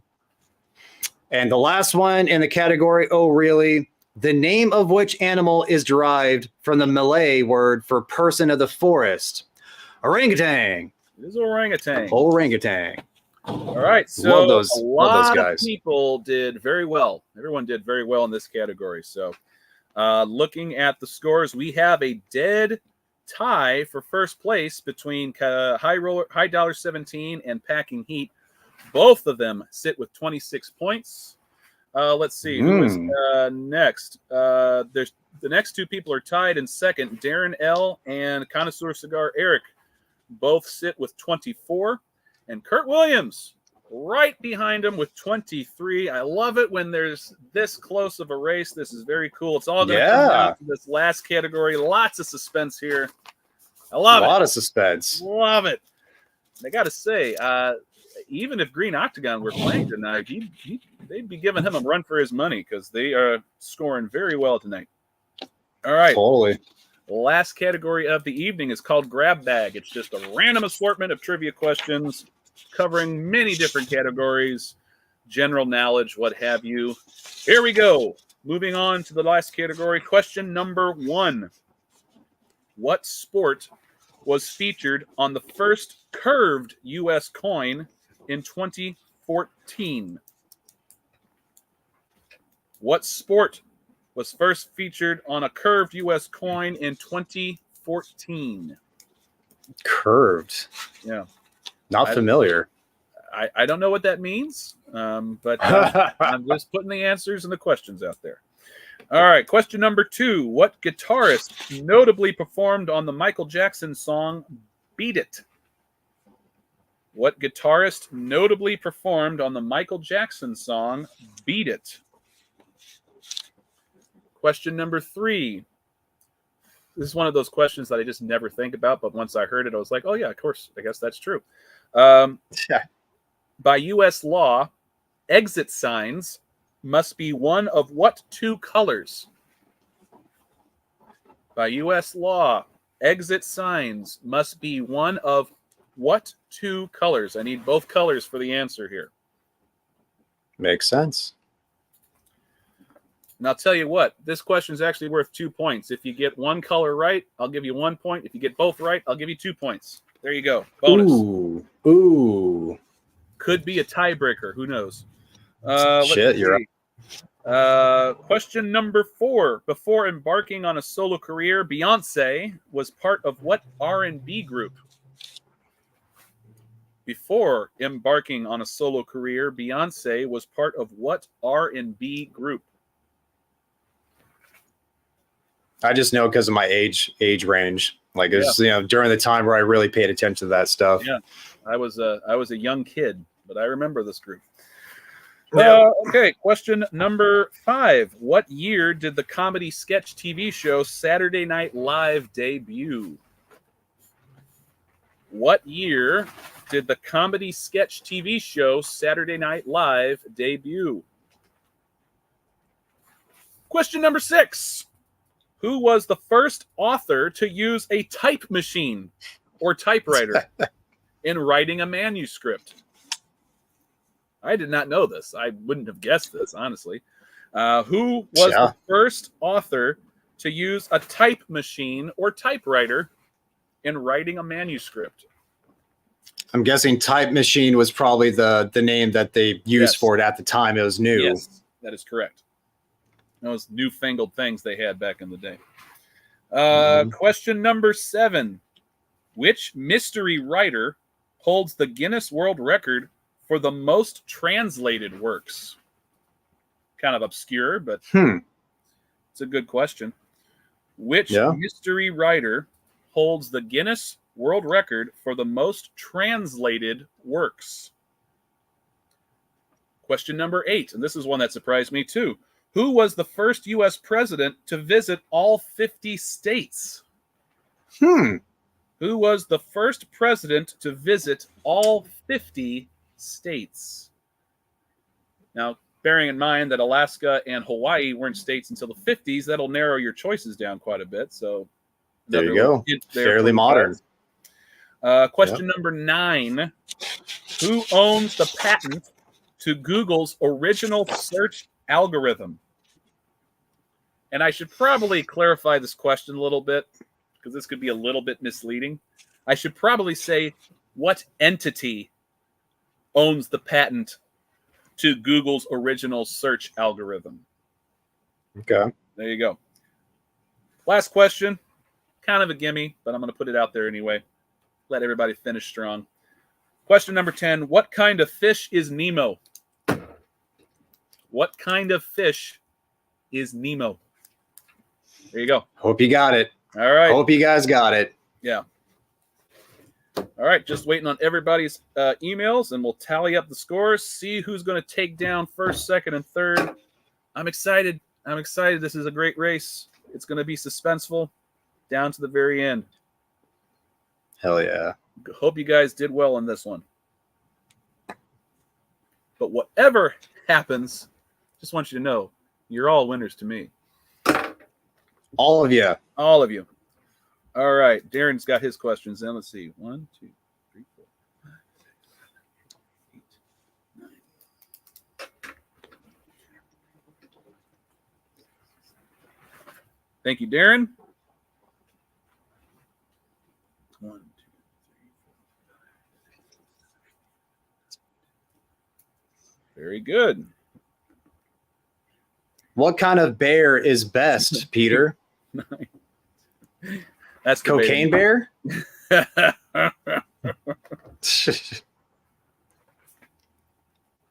No, I hated the Habano knuckle sandwich. It was garbage. I mean, for me, it was way too peppery for me. But maybe now it might be better since I can tolerate pepper a little more, apparently.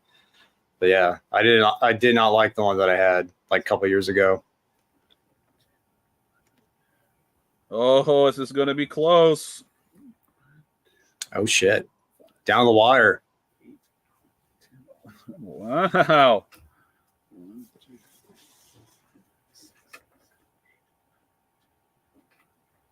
This is impressive. Is Kurt making a comeback? He's doing pretty well. Nice. Wow. Okay. I'll go through the answers first, and then I will reveal the standings.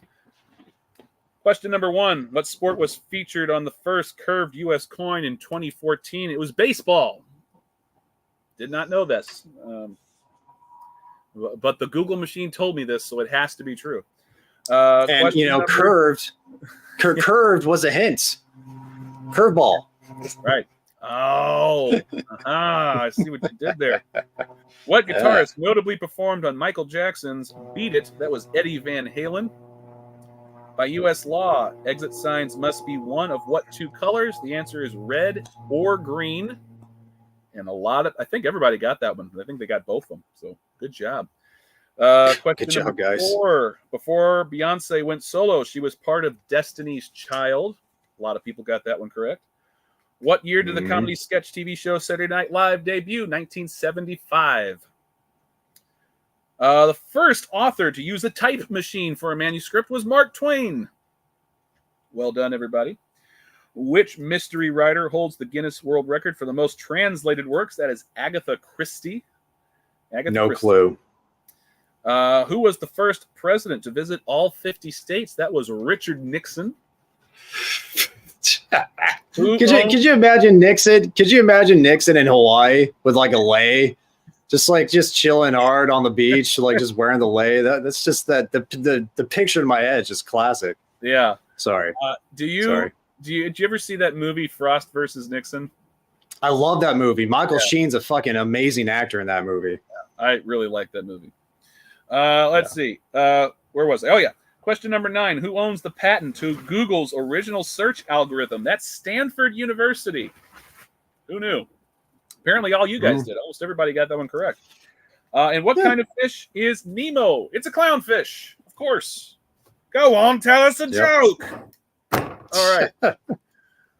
Okay, so looking at the scores right now. In last place is Space Ghost 22 with 1 point. I don't know what happened to him. I'm sorry you didn't come through, but come back another time. Direct message me. I'll send you a consolation prize because you did enter in, and I'll send you something because that kind of stuff. All right, so moving on to the next place. In 4th place is Darren L. with 33 points. You just missed 3rd place by 1 point. Kurt Williams takes 3rd place with 34 points. Well done, Kurt. Kurt. You get the 5-pack of the El Baton Bellicosos. This will be coming your way. Dope. And I've already got your. I think I've already got your address, so I'll be able to send that to you, no problem. All right, moving on. In second place, well, this is actually I messed up already because I realized Kurt there's a tie for first place. So Kurt, you actually didn't get third place, but I'm going to send you a consolation prize anyway because I just got you all excited. So I'll send you something else. You'll get something. Man, I am fucking this up every which way I possibly can. The lapse between the trivia nights is really showing right here. You just get to be more giving tonight. That's all. I just did. My fault. I'll pay the consequences. So actually, in third place, the real third place is Connoisseur Cigar. Eric, you're actually the one that's going to get the 5-pack of the El Batons. You have 35 points. This is how close it was. 35. Nice. And tied for first and what will eventually be second is Packing Heat and High Dollar 17. Each of them have an incredible 37 points, only missing 3 questions the entire night, both of you. So we're now going to have to do a tiebreaker of some kind here. Now, we can do it one of 2 ways. We can do the scientific coin toss method. Now that I think about it, I don't even have a coin on me, so that's not going to work. Or we can do a lightning round question, and the way I'll do this is I'll ask a question, and whoever types it into the live chat first gets the extra point, and that'll determine who gets second and who gets first. So I'm going to do it that way. So now I just got to think of a question here. Let me do a quick... Everybody's asking for coin toss. I don't have a coin toss. All right, let's see here. Oh, I know. Here's a good one. What was the brand of the cigar? Not necessarily the specific cigar, but what was the cigar company that received the lowest score to ever win a Cigar Aficionado's #1 spot for a year? Whoever can type the answer to the company name of who won that, and I can't remember what year it was, but I know that the score was a 93. That's the lowest score a #1 has ever reached. Wow. Yeah. Wow. And now they're all at like 97, 98, 99, some ridiculous number, which doesn't make any sense. So back when scores were none of it makes sense anymore, dude. Like a 93, like a 93 winning cigar of the year, that makes sense to me. Like, yeah, 93 is hard to get. To me, I think a 93 for sure should be really, really it should be. It should be hard to get. There's far too many above 94 point cigars out there. It's ridiculous. Yeah. At least according to Cigar Aficionado, anyway. Half Wheel's a little bit better about it. They don't have quite so many ridiculously high scores. They're so better. Packing Heat and High Dollar 17. Whoever can enter the question into the High Dollar! High Dollar did it! It is the Casa Magna. Correct. 2008. High Dollar 17. Kashif, you have won first place. That was 2008. Correct. Very good. All right. So second place goes to Packing Heat. You are going to get a bag of Java Jake's Dark Roast India whole bean coffee and a 5-pack of the Diamond Crowned Julius Caesar by J.C. Newman. Great prize. Great nice prize. And then, Kashif, you're going to get a 5-pack of the Angel Cuesta by J.C. Newman, plus a bag of Java Jake's Nicaraguan Dark Roast coffee beans, plus a nice set of cigar accessories from Cigarism. All of this will be coming your way. Once everyone emails me their addresses, I'll send them out to you as quickly as possible. Congratulations to High Dollar 17. Well done, sir. Really, really cool trivia night. This is the most fun I've had a trivia night for some time. This is great. You guys, an impressive showing. Everyone, hell yeah, did fantastic. And can we give it up? Can we give it up to Matt for being just the best live stream co-host I've ever had? Let's put that up there right now. This was really the only one you've ever had. Virtual. Hey, it's still the best. It's still the best. It's still. I'll take it, baby. All right, so yeah, I owe a consolation prize to Space Ghost And I offer a consolation prize to Kurt Williams. Kurt Williams, I will be sending you something in the near future. So Space Ghost, wherever you are, just email me, send me your details. I'll send you something to make up for whatever happened to keep you from playing. Sorry that it had to work out that way. So yeah, that concludes the Trivia Night portion of this evening's live stream. But the fun's not over yet. We got a little bit more to go. We're going to play another little freebie game. And this is open to all participants. There is no fee. Even me? Huh? Even me? Even me? Well, we'll play if we don't have enough entries. So I'm going to explain the game. The game is called Sweet 16. And what we do is, in the spirit of March Madness, we're going to put a 16-seed bracket together. We just got to pick a category of some kind. So in the past, we've done stuff like favorite beverage, favorite cigar brand, favorite breakfast food, that sort of stuff. And then that's the main category. And then everybody just enters an idea from that category that they think has a good chance of being the best. And we just enter it in randomly to a 16-seed bracket. There'll be matchups, and everybody who's participating votes which entries in each matchup get to advance to the next round. Boy, you sound like you got some drag races going on behind you. Fast and Furious behind me. That's that, dude. I get so pissed off because that happens while I'm recording, and it just ruins the take, and I just have to redo it. I'm just like, God damn it, each time. Sometimes I'll get a helicopter that just flies right above our house, or I'll get circling. I've gotten that too. Police or fire engines just going by really close, and it's just I'm close to a really big thoroughfare, so it gets really loud sometimes, and I have to redo the take too. I get it. Gotta make do, man. Yep. Yeah. Crows fuck with me too. Gosh, I hate crows. I hate crows so much.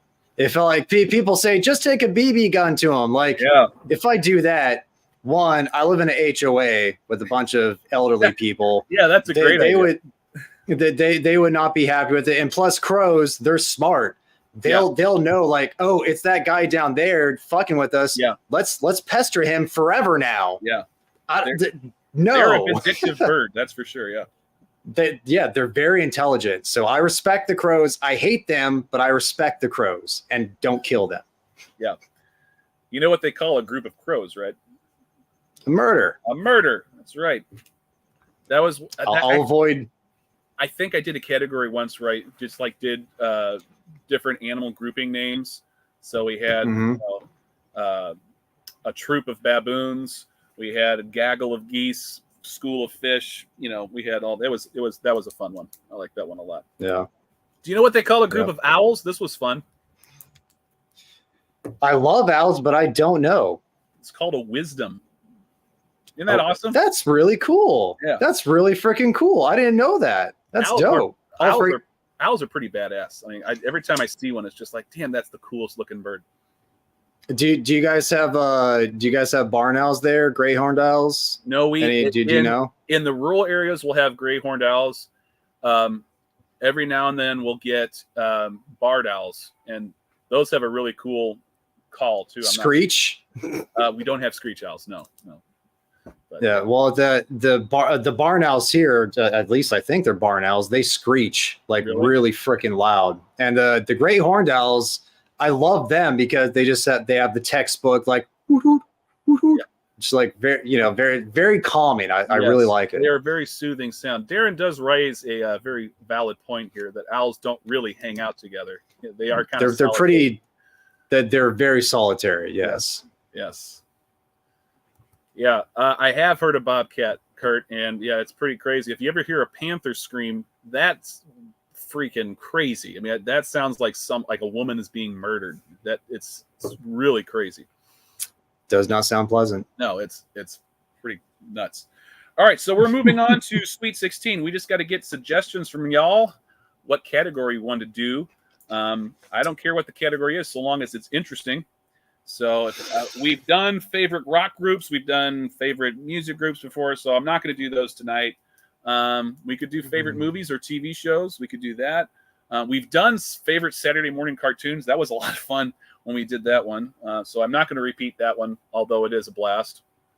So anybody, Bobby's World. Yeah. Oh, Bobby's World, man. Blast from the past. All right. So Kurt says favorite car. It's a possibility. Bro, I like favorite sitcom, maybe. Favorite sitcom. Primetime sitcom. Yeah. I know what mine would be. If you were going to pick a favorite. What's that? Seinfeld, all the way. Yeah. I mean, it's hard not to go with that one. Fuck. It's an obvious choice, I know, but I love it. No, it's obvious because it's so damn good and went for 9 years, 9 seasons. And it's so cool that he went out while they were on top too. They were like the number one sitcom of on the air at the time, and he's like, "No, we're going to stop right now. Don't wait till we start losing heat or anything." Momentum. Yeah, exactly. Yeah, they're still good even after Larry David left. It was a little different, but it was still very good. And obviously, they're still on top. There were a lot of really good episodes in season 9 that I just forgot were in the last season. It was just really good. Aromatic says favorite video games. That's a good one. That's a really good one. That's a pretty good one. Are you a gamer, Joe? So I stopped being a gamer. Like the latest console that I ever played on, and I just kind of stopped after that, was N64, and I played the hell out of N64 when I was a kid. And I actually bought one for my daughters because I just love that console. And I know the graphics suck now, but it's like there was a charm about the dated graphics, and Mario Kart and Mario Tennis is so much fun. I just think those games are great. So it's just about finding a controller with a joystick that works these days, because they're so loose, Yeah, and I finally found a site that they made like Repro. Yeah, it wasn't GamePro. I think I got them on Amazon, and they're pretty good. And actually, the movement on the joysticks were even smoother than the original N64 controller, so that was kind of a plus. Modern technology. Yep. All right, so right now we got a couple votes for video games. Anybody else got any categories they'd like to put out? Let me know. We'll take a little. King of Queens is underrated, Kurt. You're a King of Queens guy, huh? Huh. Don't know how I feel about you now, bro. It does have, however, Jerry Stiller in it. So I mean, you can't. I love Jerry Stiller. Good point. Good point. May he rest in peace. May he rest in peace. Yeah, it was a good filler show, I'd say. And I remember watching a lot of it with my dad, so fond memories there. But if we're talking about best of the best, sorry, Kurt. It's not even like it's not like top 20. Sorry, bro. I love you, dude. Maybe top 30, maybe. Yeah. Easily in the top 50. We could put it in the top 50, maybe. I think 150. Man, this just keeps getting worse for him. All right, so I think we're going to do it. We've had a few more people chime in for video games, so I think we're going to do video games. So best video games. All right, so everybody gets a choice. Go ahead and put in your selections in this category in the chat, and I'll just randomly assign them into seeds, and we'll just go from there. Once we get a full 16 seeded bracket, we will. It's not okay. I'll put top 50. I'll say top 50. I'll give it that. What Joe said, top 50. Dang, man, it's not that low. I'm a man of the people. All right. Yeah.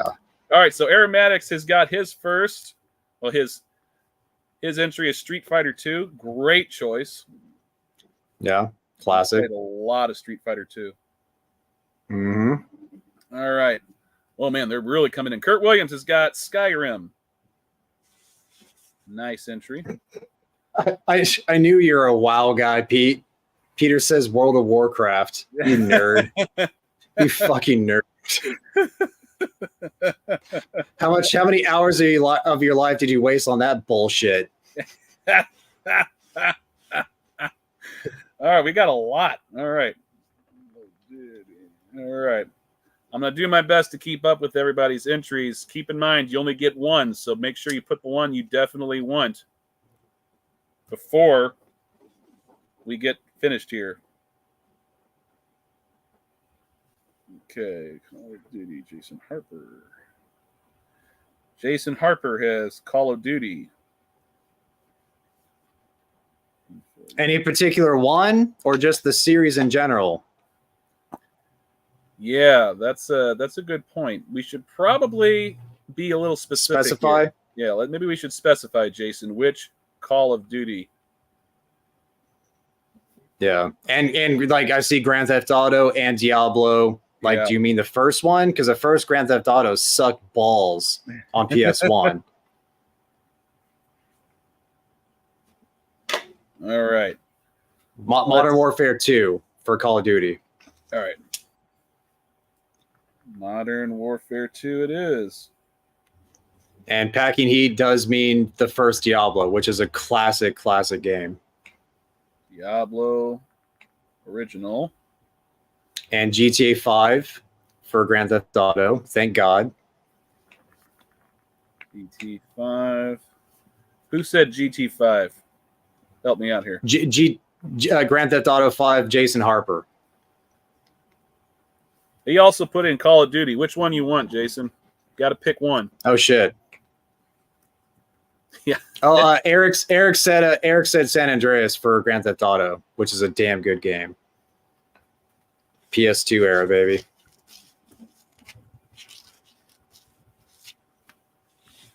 All right. San Andreas. Very cool.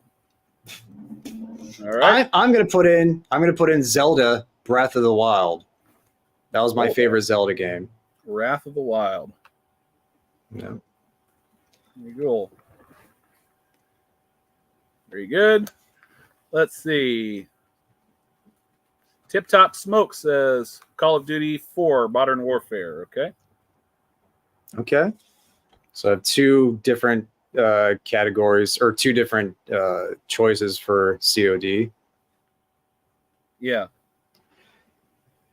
And Cigar Collective is switching out his vote of WoW for Zelda Ocarina of Time, which you may be familiar with, Joe. Which one is that? N64 era. Cigar Collective. Cigar Collective did what? Zelda Ocarina of Time. How do you spell that? Oh, there it is. Yeah. I see it.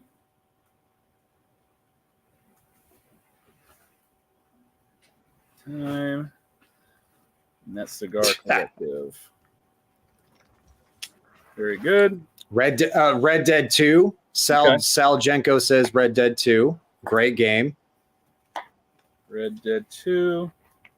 And that was Sal, you said? Sal, yep. Okay. Very good. Very good. Did I miss anything up here? Let me take a look through the comments. There's a lot of comments coming in here. Come on.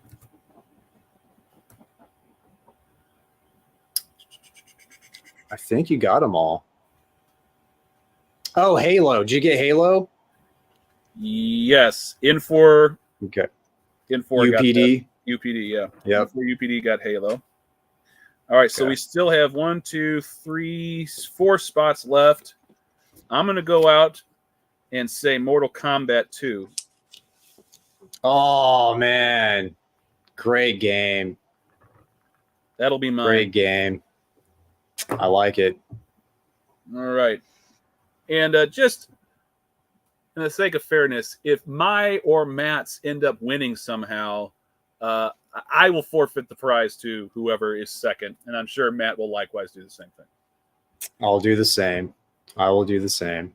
I'll be voting for mine, though. Obviously. Yeah, I'll be voting for mine as well, of course. Oh, Super Mario 64 should be on there. It's a great game, but that wasn't your pick, Kurt. That's right. All right.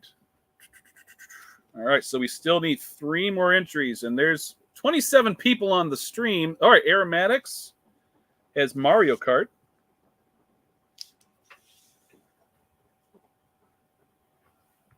Who did Street Fighter 2? Was that you, Matt? No, I did Breath of the Wild, Zelda.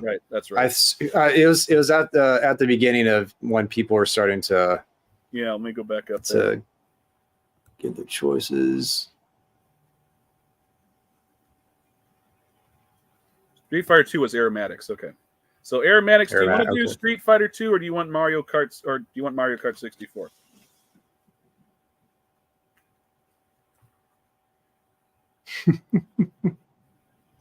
I think he's going to stick with Street Fighter 2. Okay. Very good. Aromatics is Street Fighter 2. Very good. 1, 2. Oh, no, we actually still have 4.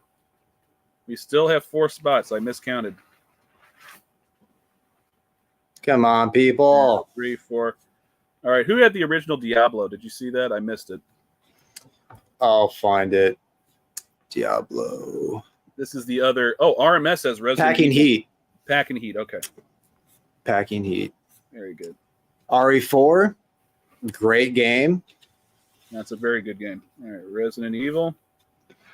Resident Evil 2 is my personal favorite in the series. He's going with 4. Resident Evil 4 for RMS. Very good.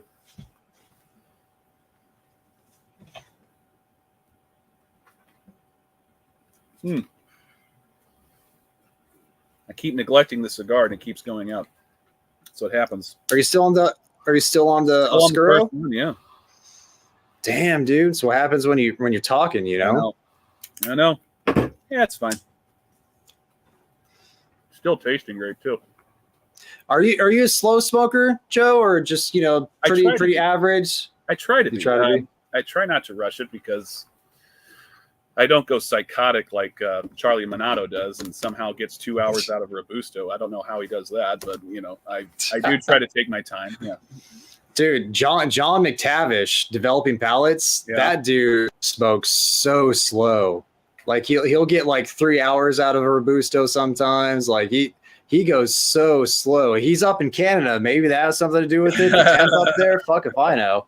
But he really savors his damn cigars. Yeah. Oregon Trail. Yeah, Oregon. No, it's not the first video game I ever played. The first video game I ever played was Super Mario Brothers on regular NES. That was the first video game I ever played. Yeah. And Duck Hunt. And Duck Hunt. That's right. Do you remember the old NES baseball game? It was so silly, but it was so much fun somehow too. It was just the graphics were terrible. Oh yeah. All the graphics are terrible on NES. Yeah. It's just, you didn't know any better. Right. Well, I think it's so funny the way the staying power of just Mario as a video game character. Like he doesn't go away. They made a movie out of it. It's crazy. Dude, and the games that they make with Mario in them are still really fucking fun. Really like Mario fun. Odyssey that came out a few years ago. It's still a great game. A lot of people put stock in the effectivity of the sound effects that they developed for that game, just like the musical chimes that happen for power-ups and all that stuff. And then it does. I mean, it was a very gratifying sort of experience when you got those power-ups and it was like, oh yeah, I'm big. Yeah. Oh, Kurt Williams, 007 GoldenEye. Man, I have spent so much time playing that game in multiplayer mode, dude. That is such a fun game. Great game. Trying to play it now though, it's a little. I mean, it's so the frame rate's so fucking slow. Like if you try and if you try and play it on a regular 64, like not like because they have like remasters and all that shit now. Yeah. But like going back, people always say GoldenEye is the best first person shooter on 64. I always thought it was a Perfect Dark. I love Perfect Dark. Which wasn't as well known for its multiplayer like GoldenEye was. Right. All right, so we still have 3. We still have 3 spots, guys. Let's fill them up. Who's out there who hasn't given us their choices yet? There's 23 of you on here, and we only got 16 spots. And Matt and I have both put in 1 each. So, come on, where are you guys? Get on here. Give us a couple more. Don't force us to each put in a second category. I mean, a second entry. I'm not about putting a second entry in here. Minecraft. None of us are young enough to choose Minecraft. Yeah. Yeah. I have a lot of little brothers who were one little brother who was really into Minecraft. And I tried. Yeah. I try. It's like, and there's no point to it. There's no end goal. You just build. That's cool. I mean, it's a neat enough concept, and the creativity involved in that's kind of fun. It's cool. It's cool to see what people can do in it. But I don't have the imagination, and I don't have the fucking time to do all that shit. Hey, Java Jakes is in the house. What's up? Battlefield 2. You're in. Java Jakes had 2 of his coffees have been featured for today's prizes for the trivia. So nice. Welcome, sir, and I appreciate you. Battlefield 2. Is Darren L? Does he have a pick yet? He just put a Guitar Hero 2. I did not have him in here, so yeah, there we go. Guitar Hero 2. Guitar Hero 2 for Darren. You're in. Now we just need one more. Una más. One more, guys, and we can get started. I don't think anyone put God of War, so if anybody wants it. God of War is a great game. God of War 2, great. No one put in StarCraft or Warcraft? Yeah. He tried to put in World of Warcraft, but thank God he switched his pick. I can still respect him. Yeah, he decided to go with Zelda instead. So Ocarina. Yeah. All right, just need one more, guys, and we can get started. OG Age of Empires. Age of Empires 2 was. I played so much of that game as a kid on the PC. How is it that? Oh shit! What's the name of that? The Assassin's game. Shit! What's the name of Assassin's Creed? Assassin's Creed. Yeah, no one's put that in. Interesting. Yeah, I never got into that one. Just it's just Ubisoft. Meh. So. All right. Did anyone play Tak and the Power of Juju? No. I'm not sure I've even heard of that. I don't think I've heard. I'm a nerd, and I've never heard of that game. Spyro. Never heard of Spyro either. No Metal Gear. Metal Gear Solid, amazing game. The Metal Gear series, great. I know EKB, he loves Metal Gear Solid 3. Vintage Cigar.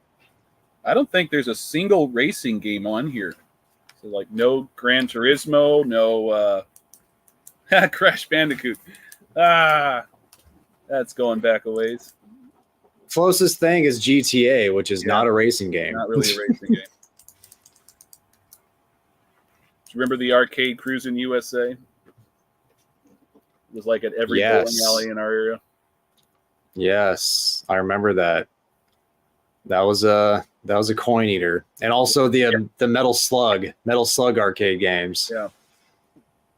Neo Geo, Simpsons Road Rage. That was a fun ass game. Road Rage. All right. Well, Matt, why don't you just go ahead and throw us another video game? I'll throw in another one that I absolutely love. I have a very special place in my heart for this game. Shadow of the Colossus. Shadow of the Colossus. PS2 game. That was remastered for the PS4. Oh, Tony Hawk's Pro Skater. Oh. Hey, Peter Muchko. Hey, tell us your favorite video game. Hey, tell us your favorite video game. Yeah, Peter, come on, round this one out so we can get this one going here. So I don't have to have 2 picks in here. Right, yeah. Oh, Contra. Oh, man, I played a lot of Contra when I was a kid. That was a great game. Oh, yeah. Same here, man. RoboCop, that was, oh, man. It can't. Which GTA, Peter? Yeah, which GTA? Be specific. He says he doesn't play much anymore. That's all right. Just pick one. It's cool. So far, I think there's GTA 5 and GTA San Andreas. Right. We have. Yeah, those 2 are on. Yeah. No, who had San Andreas? I believe Eric, Connoisseur Cigar. And who had 5? Fuck, I'll have to go back and look. Because if that's the case, then we have enough.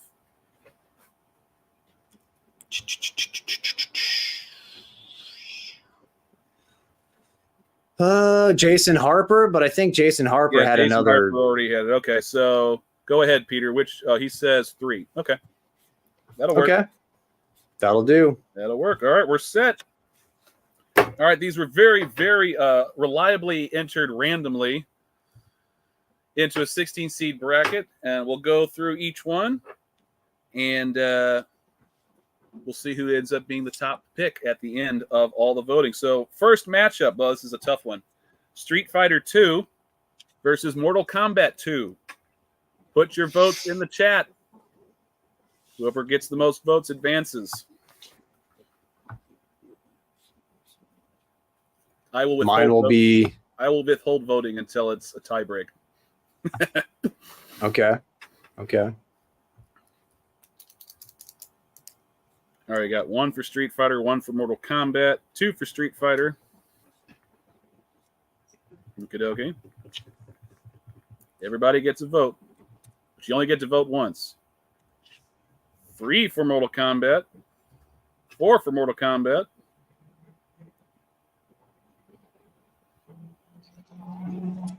All right.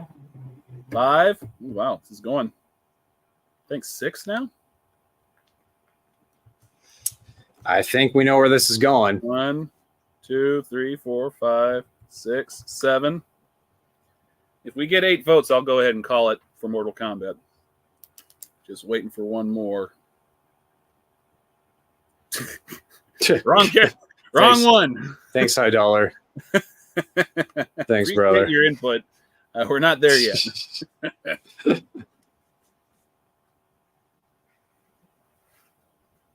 Yeah, part of the reason why I like to have a co-host is to help me keep all these chats in order, because it's hard to do everything by myself. Yeah, man. I suck at manning the chat. Yeah. I fall behind so hard, so fast. Yeah, and it's particularly hard when you get more than 20 people on. Like, I'm used to doing this with like 10 or 11 people, and that's manageable. Like, I can do that by myself. We start getting above 20, and it starts to get a little bit hairy. Yeah, for sure. Okay, I'm going to go ahead and call it for Mortal Kombat. Mortal Kombat advances. Nice. All right, very good.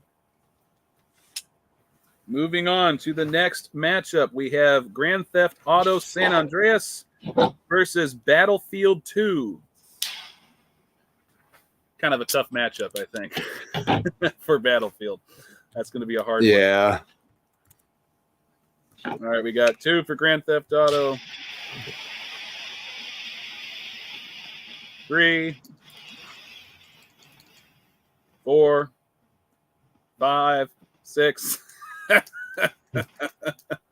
So sorry, whoever voted for Battlefield. Sorry, man. That would have been Java Jakes. All right, it's going to be Grand Theft Auto San Andreas. Yes, very good. All right, moving on. The next matchup is Zelda Ocarina of Time versus Skyrim. Zelda Ocarina of Time versus Skyrim. Damn. 1 for Skyrim. 2. 3 for Skyrim. 1 for Zelda. Darren's not a lover of these. Neither. Fuck that bullshit. Okay. Whoa. It looks like. Wow. Oh, fuck. Another one for Zelda. Yeah. Hold on. It's a tight one. 1, 2, 3, 4. I have to do some counting here. Skyrim. 1, 2, 3, 4, 5, 6 for Skyrim. 1, 2, 3, 4, 5 for Zelda. It's tight. Damn it. I loved Ocarina. There's 7 for Skyrim. Or no, it's still just 6. Sorry. 6 to 5. We need a few more votes, I think, to make this a fair election. Thanks for voting for Zelda, Sal, and High Dollar. Ooh, Java Jakes, Zelda. It's a tie now. We're all tied up at 6. We need another couple of votes here. Skyrim is an amazing game, and I played the shit out of that game. It's just, Ocarina of Time as a kid. I can't deny that. Zelda just pulled ahead 7 to 6 right now. Ooh, Pete. Thank you, Peter. Peter has just broke the tie, at least for now. Give it a few more seconds here before we decide. Nice.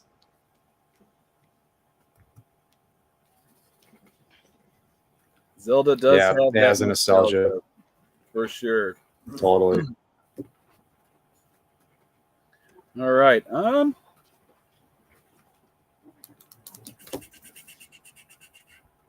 Kurt's really pushing for that Skyrim.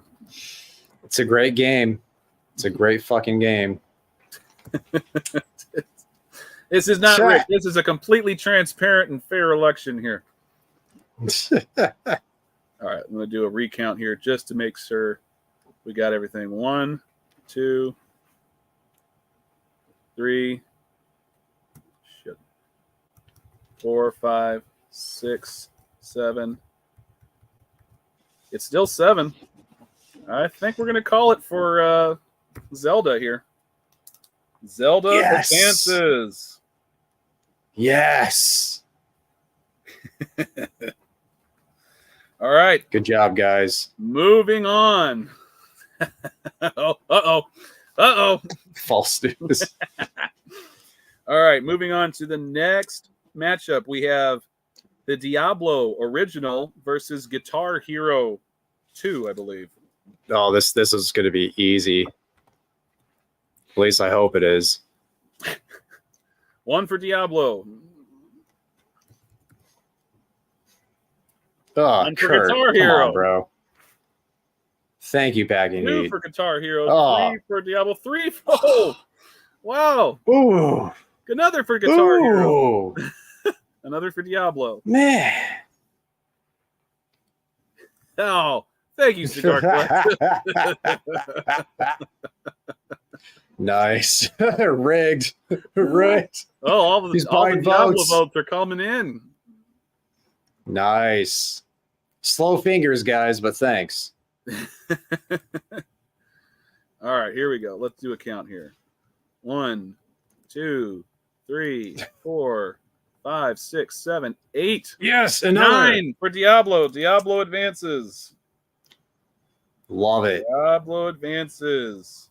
All right, moving on to the next matchup. We have Call of Duty 4 Modern Warfare versus Red Dead 2. Ooh. Oh, dude. Ooh. Easy. What are we looking at? 1 for Red Dead 2. That's not easy. Not much of a Call of Duty guy. Yeah. I played the first one on PC. Wow. That was about it. It was like 2001, 2002 that came out. Mm-hmm. 4 for Red Dead. 2. There's a lot of Call of Duty coming in. Might just have to light up another cigar here. Yeah, I'm nubbing this 50. I'm surprised I'm able to get this much time out of it. Yeah, I got a lot of time out of this one myself. At freaking Robusto, yeah. All right, let's take a look here. We have 1, 2, 3, 4, 5, 6 for Red Dead. Now let's count Modern or Call of Duty here. 1, 2, 3, 4, 5, 6, 7. Ooh, Call of Duty is just inched out over Red Dead for now. It's my wife too, New York Diesel. My wife too. Married a ginger.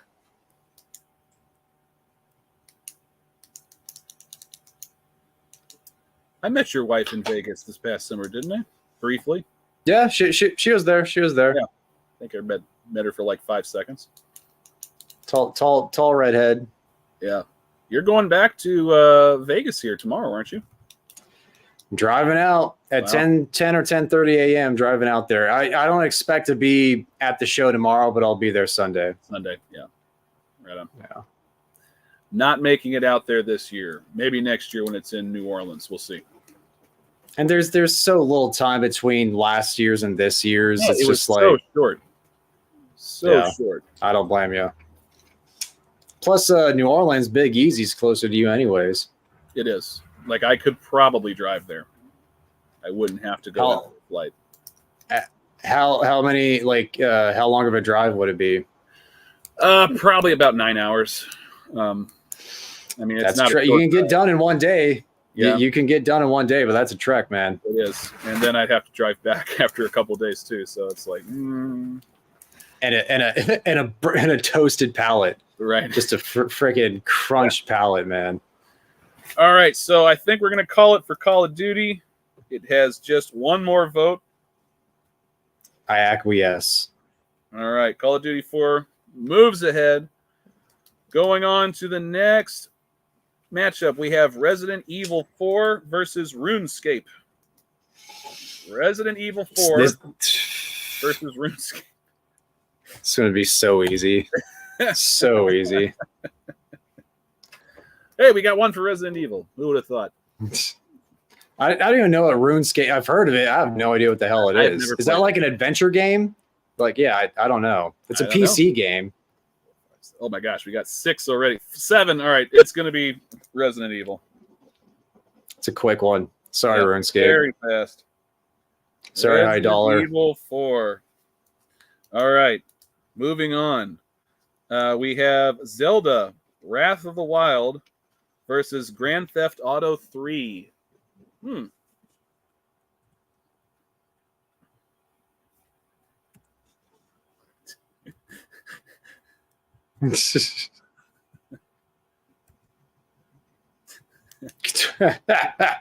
you, High Dollar. Duly noted.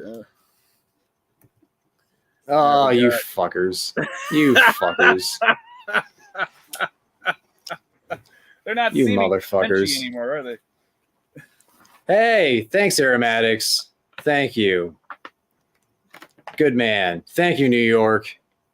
Good man.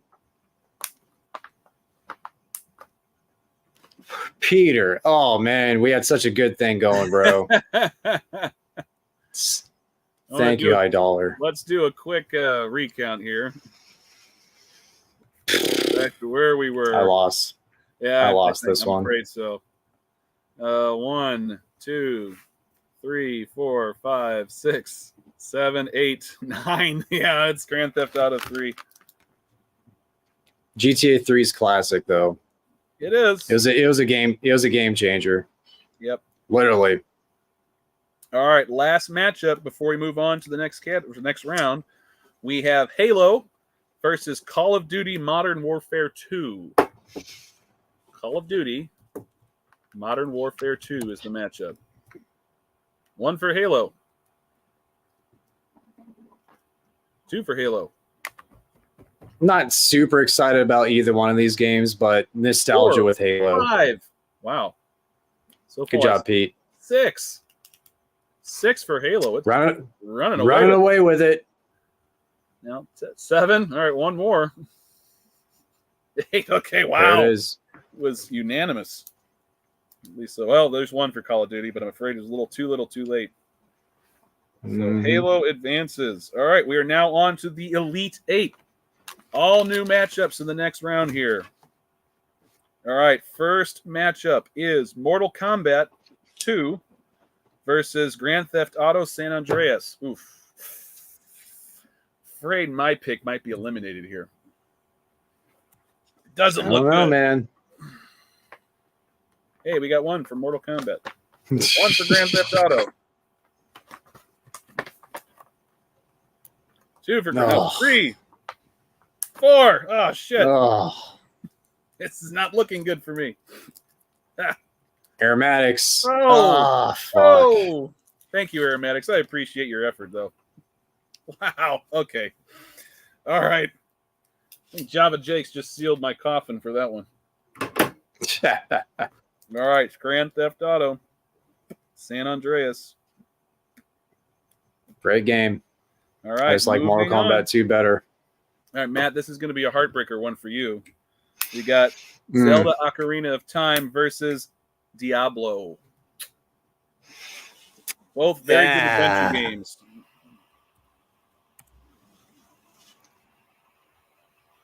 One for Zelda. Yes. Thank you, Kurt. Wow. Thank you, Peter. Well, that was your pick. Nice. Nice. Holy cow.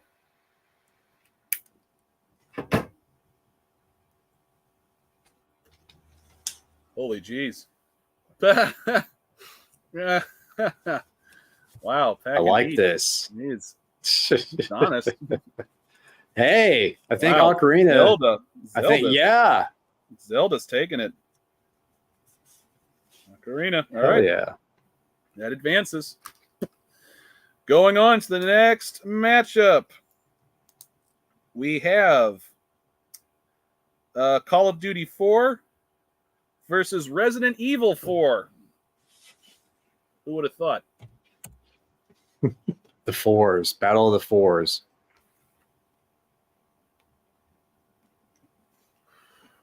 All right. One for Call of Duty, one for Resident Evil. Oh, wow. Oh, a lot of Resident Evil all of a sudden. Whoa. Okay. All right. 2 more for Call of Duty. It's not over. This one's interesting. This is going to be a close one. Whoa. Okay. Wow. We're going to have a tight race in this one. This one's definitely going to require a recount. All right. So we got 1, 2, 3, 4, 5, 6, 7, 8. Wow. We'll have to do a count here. Hold on. So 1, 2, 3, 4, 5. It's 8 to 5. It's going to be Resident Evil. Yes. Resident Evil. Well, 7 to 6. Hold on. Call of Duty just got another one. It's not over yet. Or 8 to 6, rather. 8-6 so far for Resident Evil. I'll give it a few more seconds here. Okay. We got to count all the absentee ballots. All the mail-ins. Man, there's been a lot of election jokes tonight. Yeah. That always happens. Coming up on that season. Always happens when I do these Sweet 16s. All right, it still looks as though Resident Evil is still in the lead at 8 to 6. So I'm going to go ahead and call it for Resident Evil 4. Nice. It is done. Last matchup in this bracket is Grand Theft Auto 3 versus Halo. I think I know which way Matt's going to vote here.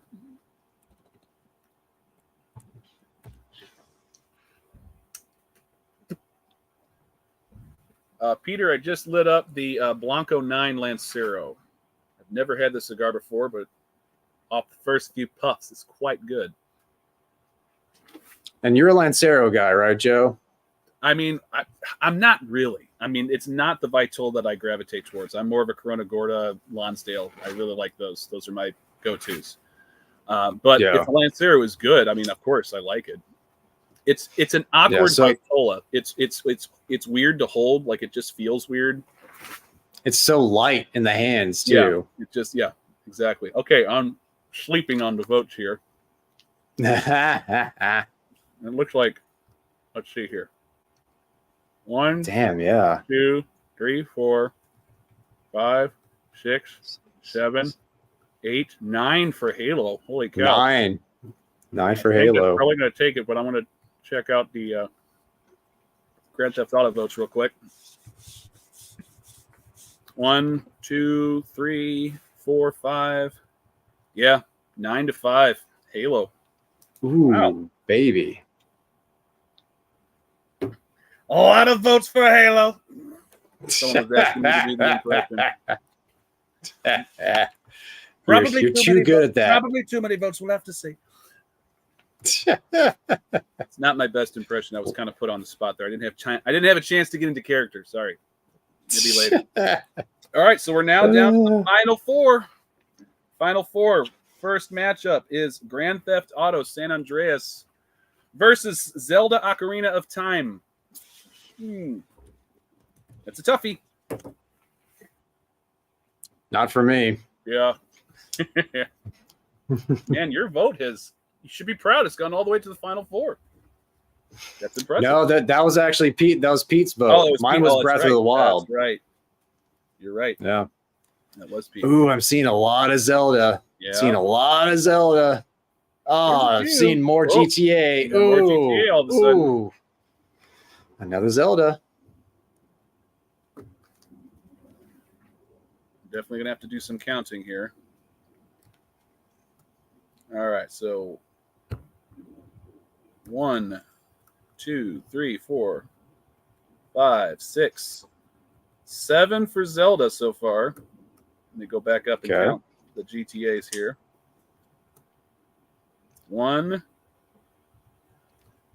2, 3, 4, 5, 7-5.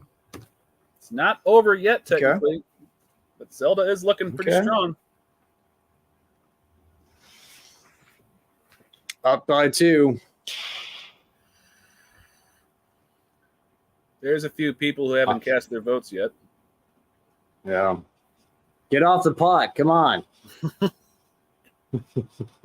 This is not the election to sit at home for. Don't sit this election. Another for Zelda. No. I think Packing already had his in. Yeah. I'll do another count real quick, just to be certain.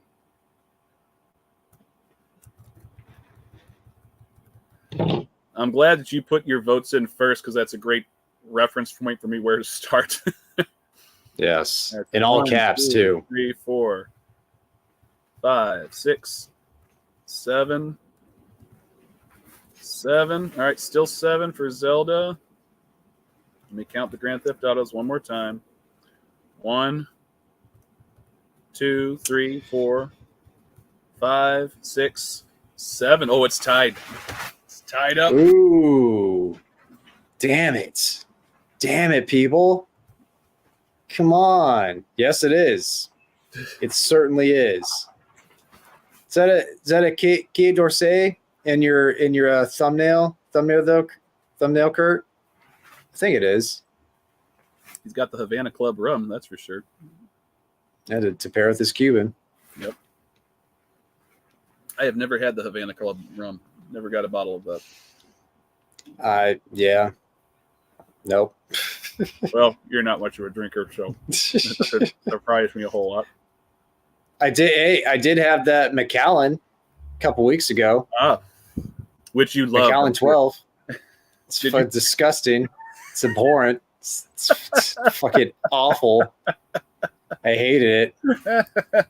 Is there any spirit that you actually like that you consistently like? You know what?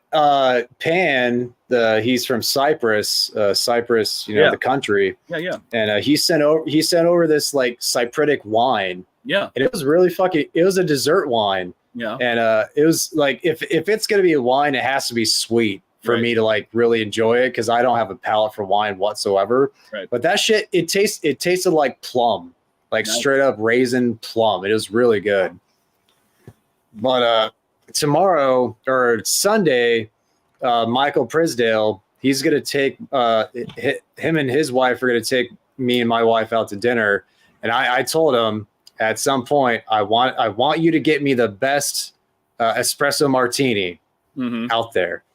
So I've never had an espresso martini. I've always wanted to try one.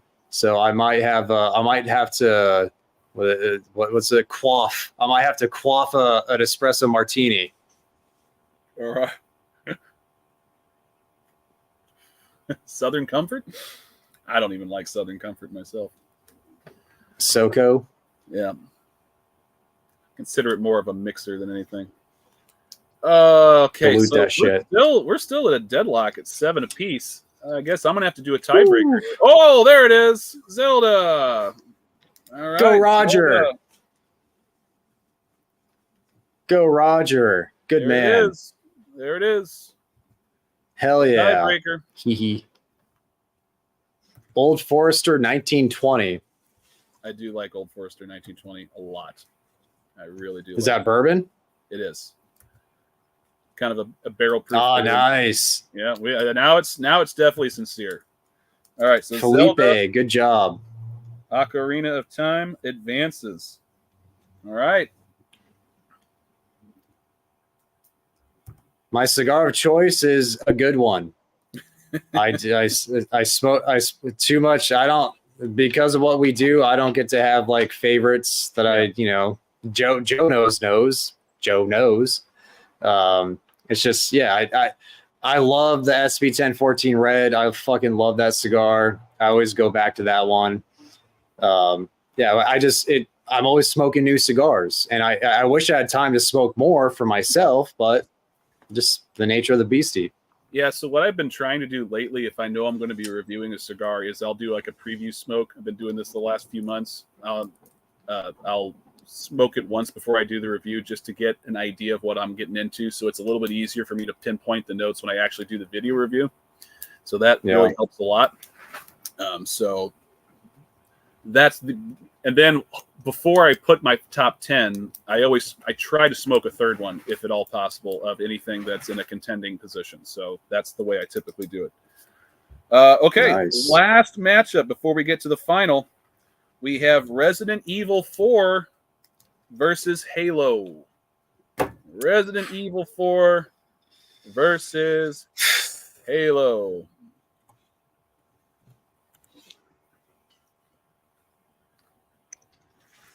We got 1 for Halo, 2 for Halo, 3. Wow. 2 for Resident Evil, 4 for Halo. Wow. All of a sudden, keeps changing. 4, okay. So 1, 2, 3. Well, tit for tat here. 5, 6, 7. 7 for Halo so far. Go back and count the Resident Evils now.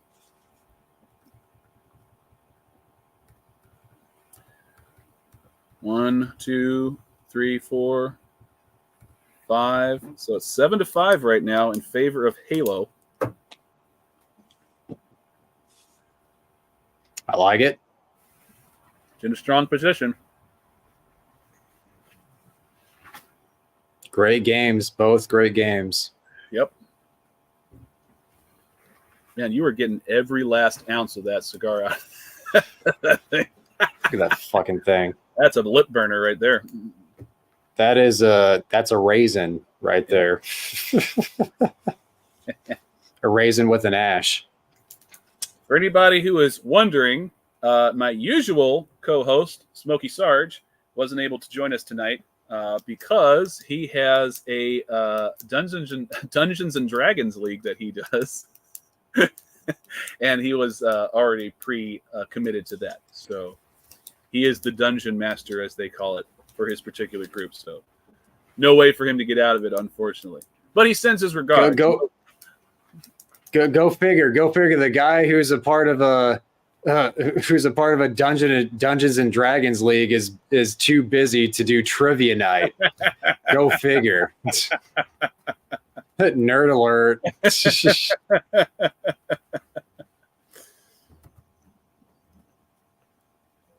Yeah, I think Seeds to Fruit just wants to know what it was. This is the Knuckle Sandwich 56. Really, obviously, it's really good. I'm like burning myself smoking it, so yeah. Better be good. Okay, I think at this point, no more votes are coming through. Last call, guys. We need your votes if you want to cast. It is Resident Evil 4 versus Halo. Right now, I believe Halo is in the lead. 1, 2, 3, 4, 5, 6, 7 so far for Resident Evil, or for Halo rather. And then Resident Evil has 1, 2, 3, 4, 5. Yeah, it's still 7-5. All right, I think we're going to call it. It is Halo. Nice. All right, so the final matchup of this Sweet 16 is Zelda Ocarina of Time versus Halo. Who's going to win it? Cast your votes. Decision is in your hand. One for Zelda. Come on, people. Make the right decision. Yes. Zelda. Go Pete.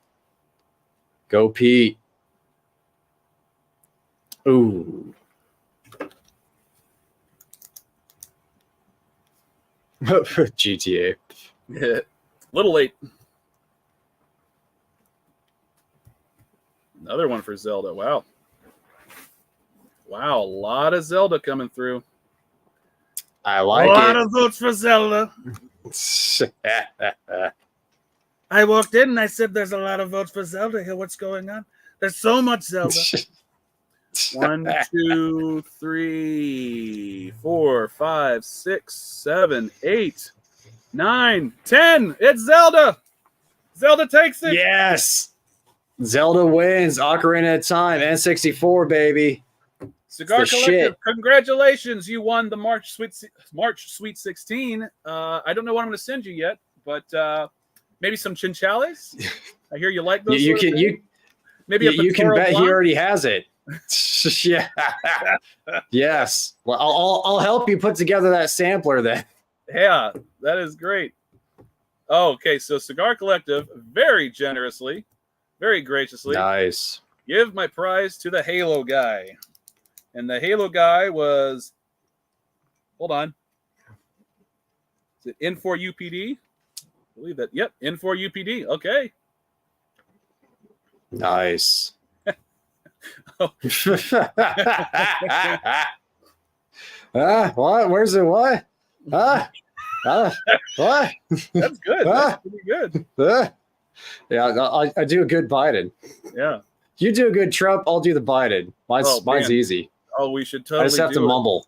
We should totally do a Trump versus Biden debate. Just doing a live stream here. My opponent, what a loser, disaster. Just look at his hair. He's got terrible hair. Everybody tells me he's got terrible hair. So yeah, this is cool. I got a. Oh, thank you, Java Jakes. You may absolutely donate some coffees. Yeah. Who I will, so N4UPD, if you could email me your address, I will forward it to Java Jakes, and he'll send you some stuff as well. You got a nice little bonus prize there for the Sweet 16 win. Congratulations. I'll send you a couple cigars. If you send me, when you send me your email, let me know some of the stuff that you like, and that'll give me an idea as to what other stuff I could send your way that you'll probably enjoy as well. So, yeah. Dope. This is great Sweet 16, guys. Well done. Great trivia. Matt, thank you very much for joining us, brother. It was a great time. Dude, ton of fun. Great ass time. And here's proof that I don't hate Espinoza. Proof right there. There we go. That thing is done. Yep. You got a lot out of that one. You got your money's worth. 2.5 hours. Oh, you're 39, Joe? I am. Can you believe it? So is Peter Pacheco. He's Cigar Collective. He's 39. I didn't realize he was that old too. I'll be damned. Yeah. Bunch of old motherfuckers up in here. Yeah. Yep. I'm 37. I'm not far behind you. Yeah, that's pretty close. Yeah, it was coming up on my birthday this past couple months, and it was just like, wait a second. I'm that close to 40? That doesn't seem right. It's crazy, huh? It's crazy, dude. I mean, it's probably cool that I feel as good as I do at almost 40. Hopefully it doesn't do like a complete nosedive once I actually hit that milestone or something. Nah, man, you just take steroids. Just forget. That'll give me another good 10 years. Just HGH. You just juice it up, dude. You'll be fine. I have a buddy who is in town, and he used to be a competitive power lifter. This guy's, I mean, he's still a beast. I mean, he's a big dude, and he's shorter than me, and he's like 270, something like that. I'm like, he's a big guy. Anyway, big dude. He said he had to get out of the powerlifting because his legs were just like, they were just failing him after it, and it was all the HGH. His knees. Yeah, and it was just like all this anabolic steroids that everybody at that level was using. It's like, I can't keep pace with that shit. It's gonna kill you. Yeah, you friggin' give you like enlarged heart. Yeah, and give you a heart attack. Really bad idea. So I'm happy for his sake that he got out of it, but I mean, he still looks amazing. This dude is just so big, and I feel like such a shrimp whenever I'm doing reviews with him. It's just like, dude, I feel so emasculated when you're over, but you're such a nice guy. The bigger the guy, the nicer they are, dude. Yeah, just like dogs. Like kind of Saint Bernards, Mastiffs. They're all fucking sweet as hell. Yeah, my Great Danes. One of my brothers, the Bronos that everybody knows, he has a Rottweiler, and this dog's head is just like, it's enormous, and it's like, yeah, if this guy just decided to get into a pissy mood, he could kill all of us so easy. But he's such a sweet animal. Just like, you wouldn't hurt a fly. Yeah, dude, Rots are amazing. I love Rots. Underrated dog. I like Rottweilers a lot. So lower back is 70. I can commiserate with that. I've had back problems all of my life. I had to go to a chiropractor at 13. Damn it, it's ridiculous. At least you haven't had to have back surgery like Cigar Show Tim and David at Dave Skelton at a Texas Cigar Roadshow. Yeah. I don't envy those guys. I have thrown out my back so bad once that I couldn't even stand up. It was really humiliating. That was a miserable week. Now I'm really careful with what I do with my back. So, sorry, deadlifts. Yeah. Ooh, damn. Dude, not good. Gnarly. Yeah, it does look like Java Jakes wants to give coffee to 4 more people. So that's a very generous offer. Thank you, Java. I'll tell you what, dude. You got to figure out a way to get some more. Yeah, here he is. We'll do a wheel and pick 4 winners. Okay, so besides in for UPD, besides him, we're going to pick 3 others. I got to do this in a somehow fair and random way. Fair and random. Yeah, hard things to combine right there. An unbiased is what I was looking for. Let's see. There you go. We got to figure out a way to do this. Let's see here. We'll go. I'll just do it the easiest way. The people who finished 2nd, 3rd, and 4th in the Sweet 16. So Halo was the winner. So Zelda. Yeah, Zelda. Well, okay. So Zelda Ocarina. Let's do the Cigar Collective. We'll get one. That's nice. Cool. He likes coffee. Who got Resident Evil? Who had Resident Evil? Looking. Where the hell is it? Where the hell did I put it? Oh, RMS. Okay, RMS. You'll get one. Email me, guys. If I call your name, email me so I can get your coffee to you. Then after that, Grand Theft Auto San Andreas. Grand Theft Auto San Andreas. Oh, that was Eric. Okay. There you go. Those are the ones. So Eric, RMS, Cigar Collective. Email me, jonascigars@gmail.com. I will forward your info to Java Jakes. We'll ship some stuff out to you. I've had all of his stuff. It is, I'm not joking, not just blowing smoke up his ass. This is some of the best coffee I have ever had. Particularly his dark roast stuff is out of this world good. It is the dark roast Peruvian in particular, that's his best blend, or his best roast that he does, in my opinion, because I'm a dark roast guy. That was the best coffee I've ever had in my life. Just fantastic. Nice, as far as like dude. making it in a French press, which is what I use, it was unbelievable how good it was. You do not need to add anything to it. Just drink it black like you should anyway. And it is dynamite. It is so good. How's that for a plug, Shit. Joe? It's a great plug. Kurt agrees. Yeah. Kurt is he is a fan of Java Jake's along with me, and dude, the stuff is amazing. Really like. He's based in California too. So Oh shit. Yep. Nice. Poor bastard. High dollar. I either do a pour over, but most of the time I do French press. I also have an espresso machine, and I will do an espresso grind on anything that he does. Like, it's really fun. Like, he does a light roast that's really cool, and I'm not a light roast person, but I've ground that up down to an espresso grind and put it through an espresso machine. Holy shit, that's good. Wow. Damn. Amazing.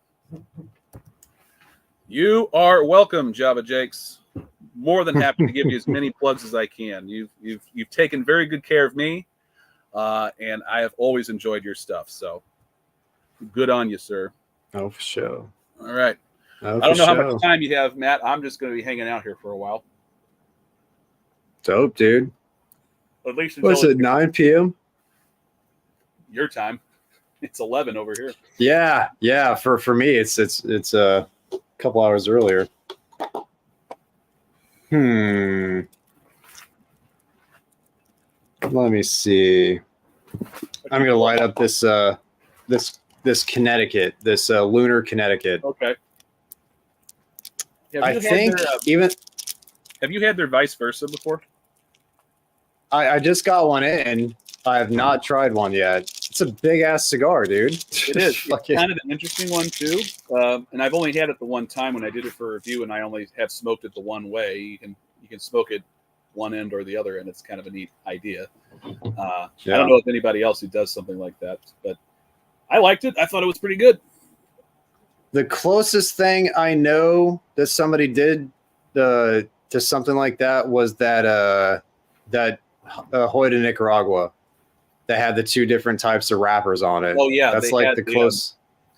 What did they call it? Café con leche? Was that what it was called?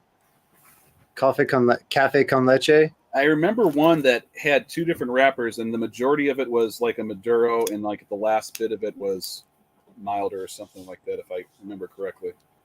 I'll look it up. Mm-hmm. Yeah, went with the old Nicaraguan cut tonight since I forgot my lighter out here. Hey. To Nicaragua. Come on, where are you? Here we go. Let's see here. What do they call it? Yes, I am of legal age. What's going on, Ben? Smoking? Have a good night, Peter. Thank you for tuning in, See brother. you, dude. Great to have you. Congrats on the win and the killer short or reel, Instagram reel that you destroyed me on. Congrats. Thank you, Kurt. Always a pleasure, sir. Thank you so much for joining us. All right, let's see. What did I...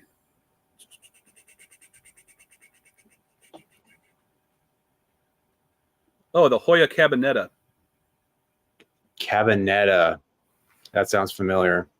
Yeah, so it's the majority of the cigar is a lighter wrapper, and the back third is a Maduro. Yep. I remember what it looks like. I don't think I've ever had one though. Yeah, I did a review on it a couple years ago. It was good. Oh. I really haven't had a bad Hoya de Nicaragua. They've all been pretty good.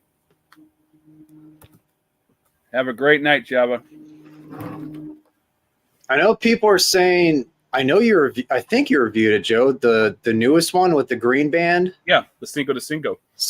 Cinco de Cinco. You like that one? I did. Yeah. It was good. Mm. It scored in the high 80s, which for me that's very solid. Like it's hard to get to 90 for me. Like anything 90 and above are really, really good cigars. Oh, the one I just reviewed and was put out this evening, the J.C. Newman, Leroy Neiman. That was a really interesting cigar. Not just because of the extravagant band work on it either, which, truth be told, I'm not a huge fan of the huge ornate body bands. Right. I wrote an article about this on Cigar Public why I don't like it. You can't see the wrapper, which I like to see the wrapper before I buy it. I like to be able to see that. That's part of the experience for me when I buy a cigar. When you have that much band, it's like that much more hazard to tear the wrapper when you're taking the damn thing off. So that's fuck it up. Yeah.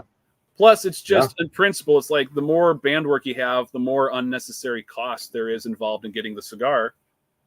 So I'm just not a huge fan of it in principle. However, it was appropriate in this case because they were honoring this artist. It's an artist. That band work was a homage to the artist's work. It was like a miniature version of his American Irish bar painting that he did back in the 70s, which was really cool. I love Impressionist art, and his was kind of a neo-Impressionist, which was really neat. And it's cool that the proceeds thank you very much, Aromatics. I appreciate you, sir.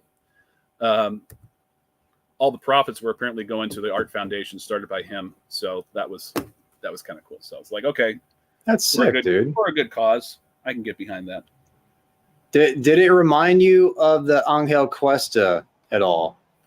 There were elements of it that it did, but that was a completely different cigar. Just they're very remarkably different. It was the weirdest thing because you would get stuff like there's lots of cream on that cigar, a lot of very fragrant sort of wood and floral notes in there. And then all of a sudden you would get these really neat milk chocolate notes that just came out of nowhere. It's just like, where did that come from? And normally when you get like stuff that has that much floral and aromatic wood notes, you don't really think of chocolate going with that a whole lot. Yeah. But it worked. Yeah. It just worked. And it was just a really interesting blend of flavors that I really, really dug. So I liked it a lot. Yeah. No, I haven't done Unbanded yet, as a matter of fact. To be honest here, I'm not sure how well I would do. There's definite cigar brands that when I try them, they have a certain characteristic flavor profile that I can recognize, but that's only some brands. There's only a few brands that I can really pick out. One is Illusione for sure. I can pick out Illusione has got a flavor profile that I almost always pick up. AJ's, particularly AJ Fernandez Habanos that he does, I really like his Habanos, and those tend to stick out to me. And then Jonas Santana's Blackbird cigars, there's a flavor profile that's almost always in all of his blends that I pick up. And for whatever reason, I don't know if anyone else gets that, but pretty recognizable to me. So if it was those three, I might be able to do that. But yeah, I would be interested to see how I would do and get humiliated in the process. But that's it doesn't happen often where the guys who are on like guess it. It has happened, but like most of the time it's guys in the. Haven't you? I got 2 times, and I've guessed 3 times. I got it twice, and I got the right brand on the 3rd time, but not the right blend on the 3rd time. Well, that's pretty good. Yeah. But the LFD. Yeah. If it's an LFD, I'll know like as soon as I light that thing up, like so distinct with that like leather, like very like that Dominican, like very Dominican-y tobacco. I get freaking sniff that out a mile away. I think that's really interesting because I don't even think LFD. I feel like LFD is kind of exceptional when it comes to Dominican tobacco. I think it just tastes different from a lot of Dominican tobacco that I've had, and that might just be my palate, but it's exceptional. But for me, it's very distinct. Like it is very easy to catch, in my opinion. Like last night they did a Liga Privada number 9. Yeah. The billowing smoke off the end, like that's a very easy tell right there. Yeah.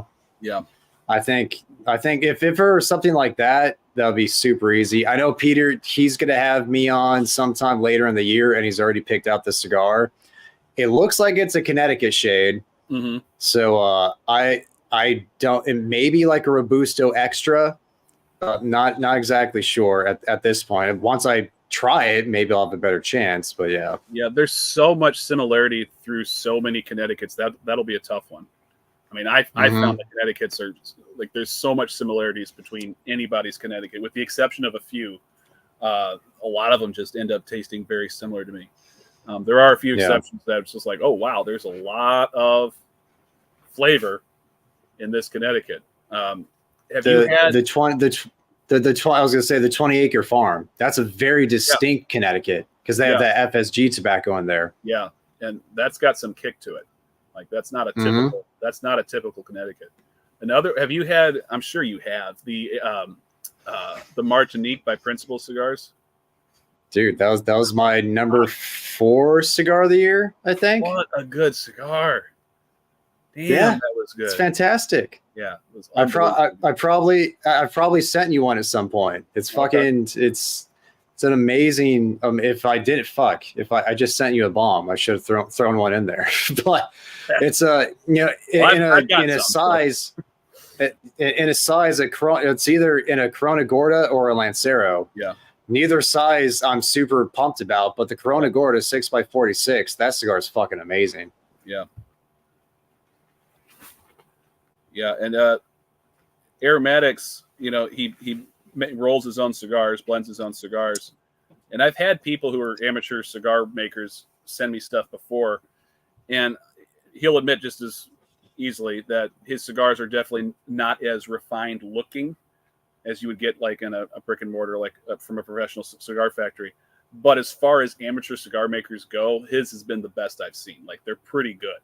And a lot of it has to do with the quality of wrap relief that's available to amateur rollers. Like all the really good premium wrapper is bought up by every professional factory that's out there. So it's like you're getting basically the seconds, if not the thirds, available when it comes to wrapper. And I've rolled my own cigars just for shits and giggles a few years ago. It's hard, first of all. It takes a lot of patience, a lot of practice, and it is really hard to get wrap relief that doesn't just have just a shit ton of veins that make it look awful when you roll it.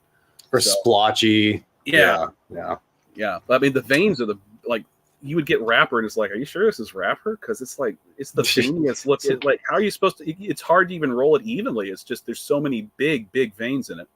But this looks like binder to me. Mm-hmm. Yeah. And packing heat. If you want to win a package from me, I have a Patreon, sir. Right. Right. I also have a Patreon page as well. It's his fucking channel. However, I shouldn't be talking about my shit. No, you of course you can talk. You're really cool because you have one membership level, which makes it much more accessible to people, and it's really affordable. Mine's not. Mine's a little bit more. Hey, I'm a member. You are. I'm a member. I'm a fucking member. So there is a $3 level for me, but then you have a 6 and a 12 as well. And the 6 you get entered into the monthly giveaways, and then the 12 you get 2 entries, so you double your chances. Yeah. Plus you get access to free trivia nights. You get a few other cool things in there as well. So there's a few other benefits in there. But yeah, the El Pulpo is a great cigar. Have you reviewed that one yet? Yes. Shit. I've had it. I haven't reviewed it yet. No, I need to. Okay. I should have reviewed it last year. Is when I should have done it, when it was more relevant. So it was new, but you can make it relevant. Mm-hmm. You can still make it. That cigar, I'll tell you right now, that cigar is going to be on my list for this year. Like I don't want to call it, but I mean that cigar is so damn good. Yeah, when you get a cigar that's just scores a certain level, you're just like, there's no way this is not going to be on the top 10. Like the first cigar that I smoked this year is basically a shoe-in for the top 10 already because it was just amazing. The Maya Selva, yeah. And I like Maya Selva already, but this was the best I've ever had from them. And that's saying something. And and a Year of the Dragon that didn't suck ass. Yeah. Finally. Yeah. It was one of those north of $20 cigars that I was more than happy to spend, because it's like, true. After I got the first installment in and smoked it and reviewed it, it's like I went back and bought more, because it's like, this is a fantastic cigar. I've got to have more of those. It's like the Placenza Year of the Dragon just came out. I'm already hearing like, so reviews on. I'm here. Michael Massey Ash, he reviewed it. He said it was good. It was very good. I saw a couple other reviews yesterday, I think. Soy Sauce Assassin and Smoke One If You Have One. They're like, meh. It's like, that's like a $45 cigar. It is. That cigar should blow you away. Thank you, Pack and Heat. Appreciate you, brother. Oh, for sure. The Industry Killer Cameroon and Don Carlos, dude, for $7, that Industry Killer Cameroon comes damn close. It comes really damn close to it. Like I rated both of them memorables. It's just like, for me personally, I have such a like nostalgic, romantic relationship with the Don Carlos line, especially the number 2. I know people love the Eye of the Shark. That's an amazing cigar too. But for me, the number 2 6x55 Torpedo Bellicoso, that cigar just it will always have a very special place in my heart. Yeah. So there's certain cigars that have reached a certain, I guess, timeless canon level. They're the cigars that are just like, yeah, they're always going to be, they're always going to be contenders for just really enjoyable cigars, no matter how long they've been around. So stuff like, I'm trying to think of some examples here. Okay, and this is might seem like a pedestrian entry, but I still have a big affinity for the Oliva Melanio Maduro. I just like that cigar a lot, and it hits the right notes for me for every time I smoke it. And I know I'm gonna find the rest of mine and send them your way, because I fucking did not like that cigar. And mine have maybe like 6 years of age on them, and like I smoked one that last year, and it blew my nose off. It was so fucking peppery. But yeah, dude, I'm kind of a pepper junkie in that regard, so I'm okay. Yeah, with that. Whatever I have will be coming to you. That'll be going the Jonose batch right there. Nice. Nice. And the Maya Selva, they called it. It wasn't Year of the Dragon. They called it something else. It was the Año de Dragon. Just means Year of the Dragon. It's a Year of the Dragon. Yeah, and it's a big cigar. It's a double Corona. Just to avoid getting sued by Gurkha. Yeah, Gurkha's an interesting company. I smoked a lot of Gurkhas when I was first getting into cigars, because Cigars International, as a lot of us did. Yeah, it's like you could get like 20 of them for like $15 or some stupid shit like that, and they throw in a knife. The samplers, they like, and you get a hunting knife and the same. It's the weird gimmicks like that. Yeah, practical bullshit. And it's like there's literally hundreds of Gurkhas that they've put out over the years. And the goofy thing about them that I just don't understand in their marketing strategy, at least on Cigars International, which I just don't use a whole lot anymore, because I'm tired of the big corporate structures taking over everything. Their customer service is awful. Yeah, and because of that, they're too damn big. They've got Anyway, they'll do this stupid bullshit thing where they put the MSRP underneath their listing with a big line through it, and it's something like the Gurkha Beauty, for example. The Gurkha Beauty was like one of their core Connecticut lines, if you could call them having a core line. And it's always like, oh, this retails for $30 a cigar, but we can give it to you for $5. And it's like, okay, first of all, bullshit. That is the dumbest. Like, who is believing that? And who would ever in their right mind spend $30 on a damn Gurkha? And I'm not. Yeah, dude. I'm not trying to crap on anybody's brand or anything, but come on, that tactic is dumb. It's the Coles tactic. Stupid. Yeah.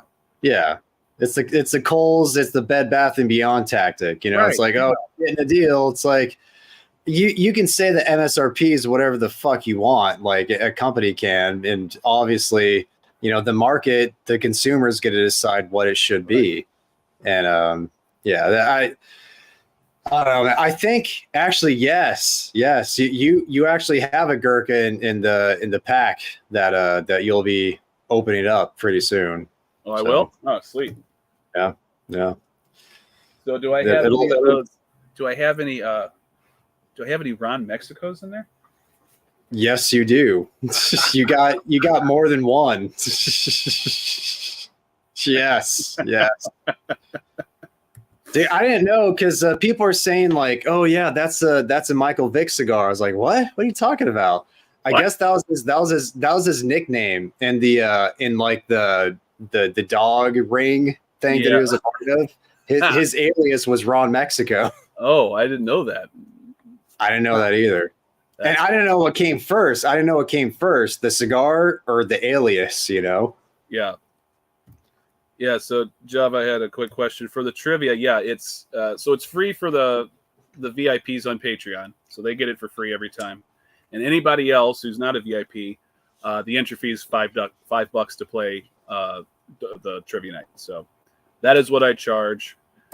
It's basically to make sure I have enough money to ship everything to everybody. It's all for shipping. Yeah, it's a lot. It adds up. Yeah. Especially, so get this. I have one of my VIPs lives in Queensland, Australia. And his name has come up a couple times for the drawings.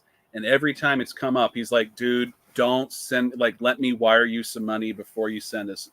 And he said that the first time, and this was during COVID, so it was like 2021, when like the shipping rates to Australia was fuck all. It was ridiculous, and I didn't realize how bad it was going to be. And I said, no, dude, you've been a great fan for a couple years now. I'm gonna do you a salad. I'll send it to you. I was sending him 10 cigars. The shipping was over $100 to send for 10 cigars. Yeah. That's like a small parcel package for USPS. But honestly, like a month or two before, I wasn't even able to ship stuff to Australia. They just weren't doing it. So So once it finally, when I realized how much it was just like, oh damn, I'm still gonna do it. I said I was going to, and he PayPal'd me some money afterwards or something afterwards. And he just told me, it's like, honestly, this is some of the cheapest cigars I've ever had to pay for, because like getting cigars in Australia is not a cheap prospect. Dude, I heard somebody say that like a factory smokes was like $40 in Australia. Just it's insane. They're pricing cigars out of existence in Australia, you know. Well, you know the law that they passed a couple years ago. Did you hear about this? They're basically grandfathering anybody after a certain point to be even able to smoke. Like, it's not going to be like you were born after a certain year of like they're grandfathering in certain people who are old enough. But eventually it's just, unless they change the law sometime between now and then, it's going to be completely illegal for anybody who's still alive, which is just nonsense. Fucking awful. It's just ridiculous. It's awful, dude. It's awful because it is the main target, cigarettes, but cigars get lumped in. Yeah. And that's another thing that I've been trying to, crusade against, is the stigma that everybody lumps cigars in with cigarettes. It's like you're comparing apples to oranges. It's not even that close of a comparison, because at least apples and oranges are still, fruits. The cigarettes are like 90% chemicals and a little bit of low grade tobacco. I mean, it's like the tobacco. It's just, I remember it was like an evening news story segment they had once, where it was like this tobacco farmer in Kentucky who grew tobacco for big tobacco.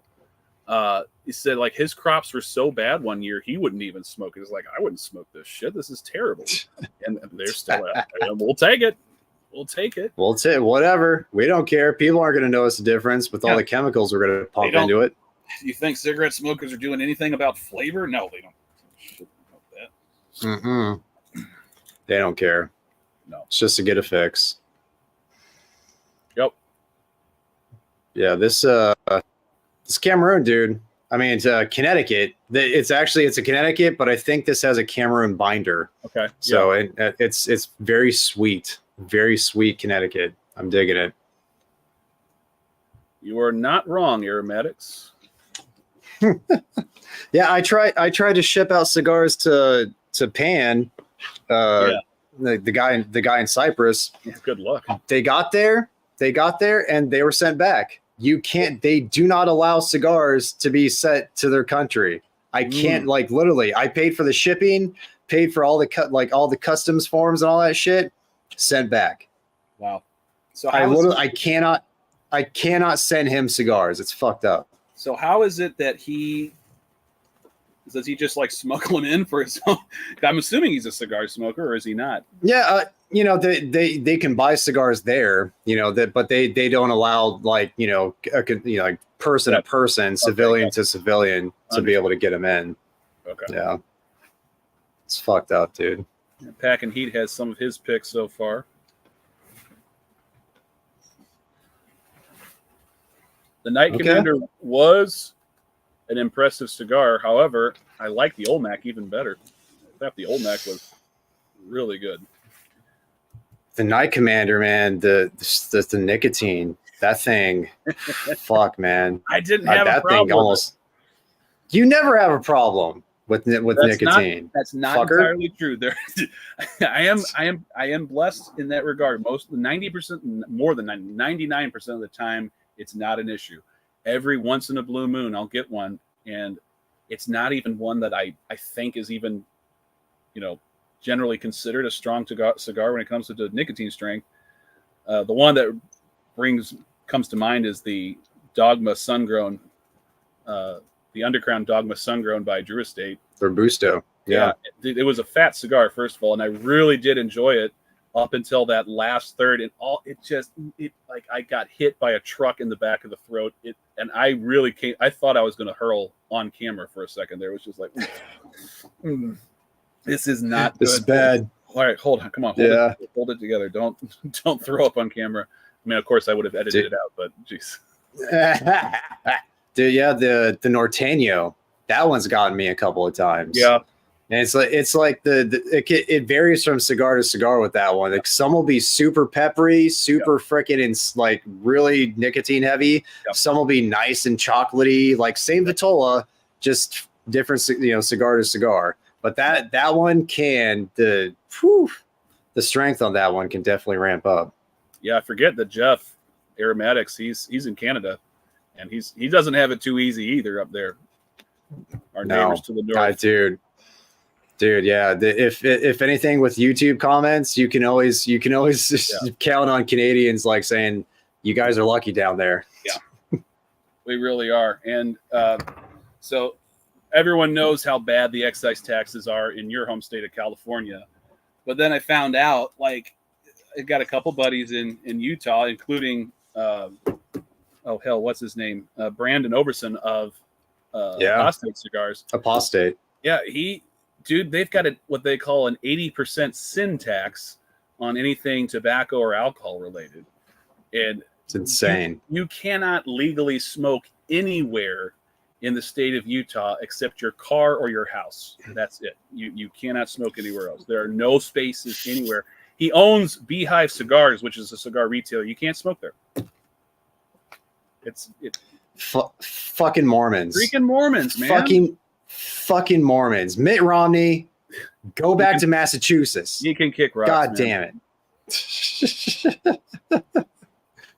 Yeah. And I think even, like, I'm pretty sure guys who are in Utah cannot have cigars delivered to them.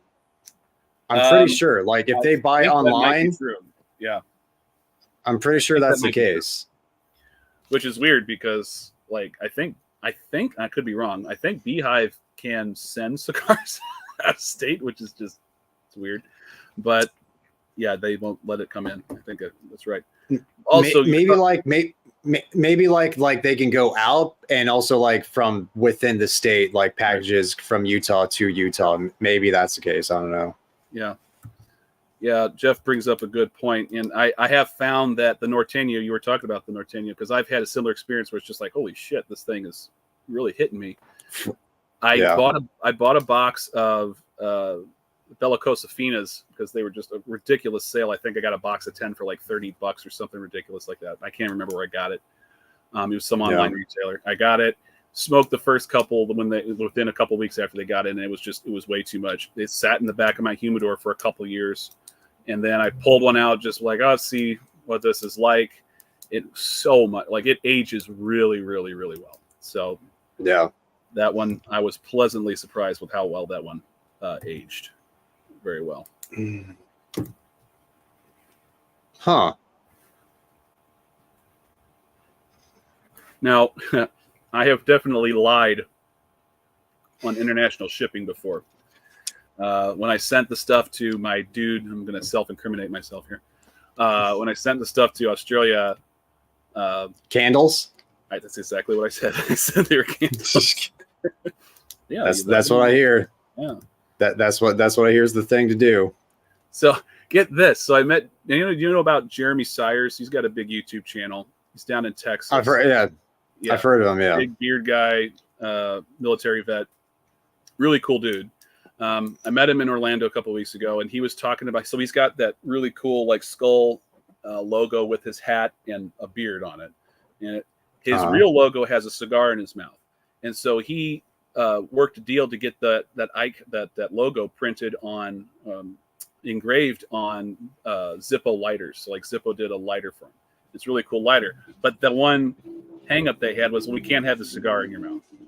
It's like, dude, your Zippo lighter. What? It's like what do you think people are using these for? Just for candles and incense, clearly. It's ridiculous, dude. It's dumb. What's the difference? Candela, what's the difference? Yeah, that's the same.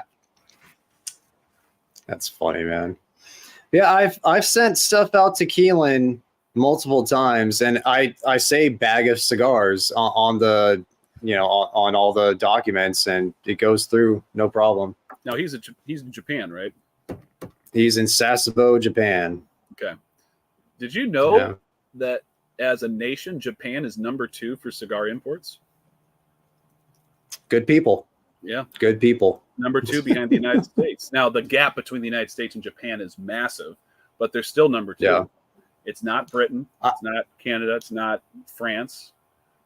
At this point, I would have thought it would be China because they have such a big hold on Habanos. Yeah, they do. And I think they're starting to get like more and more into NCs because you see like on the sites that predominantly have Cubans, they're starting to have more and more NC, New World cigars because of the price hikes, availability, all that shit.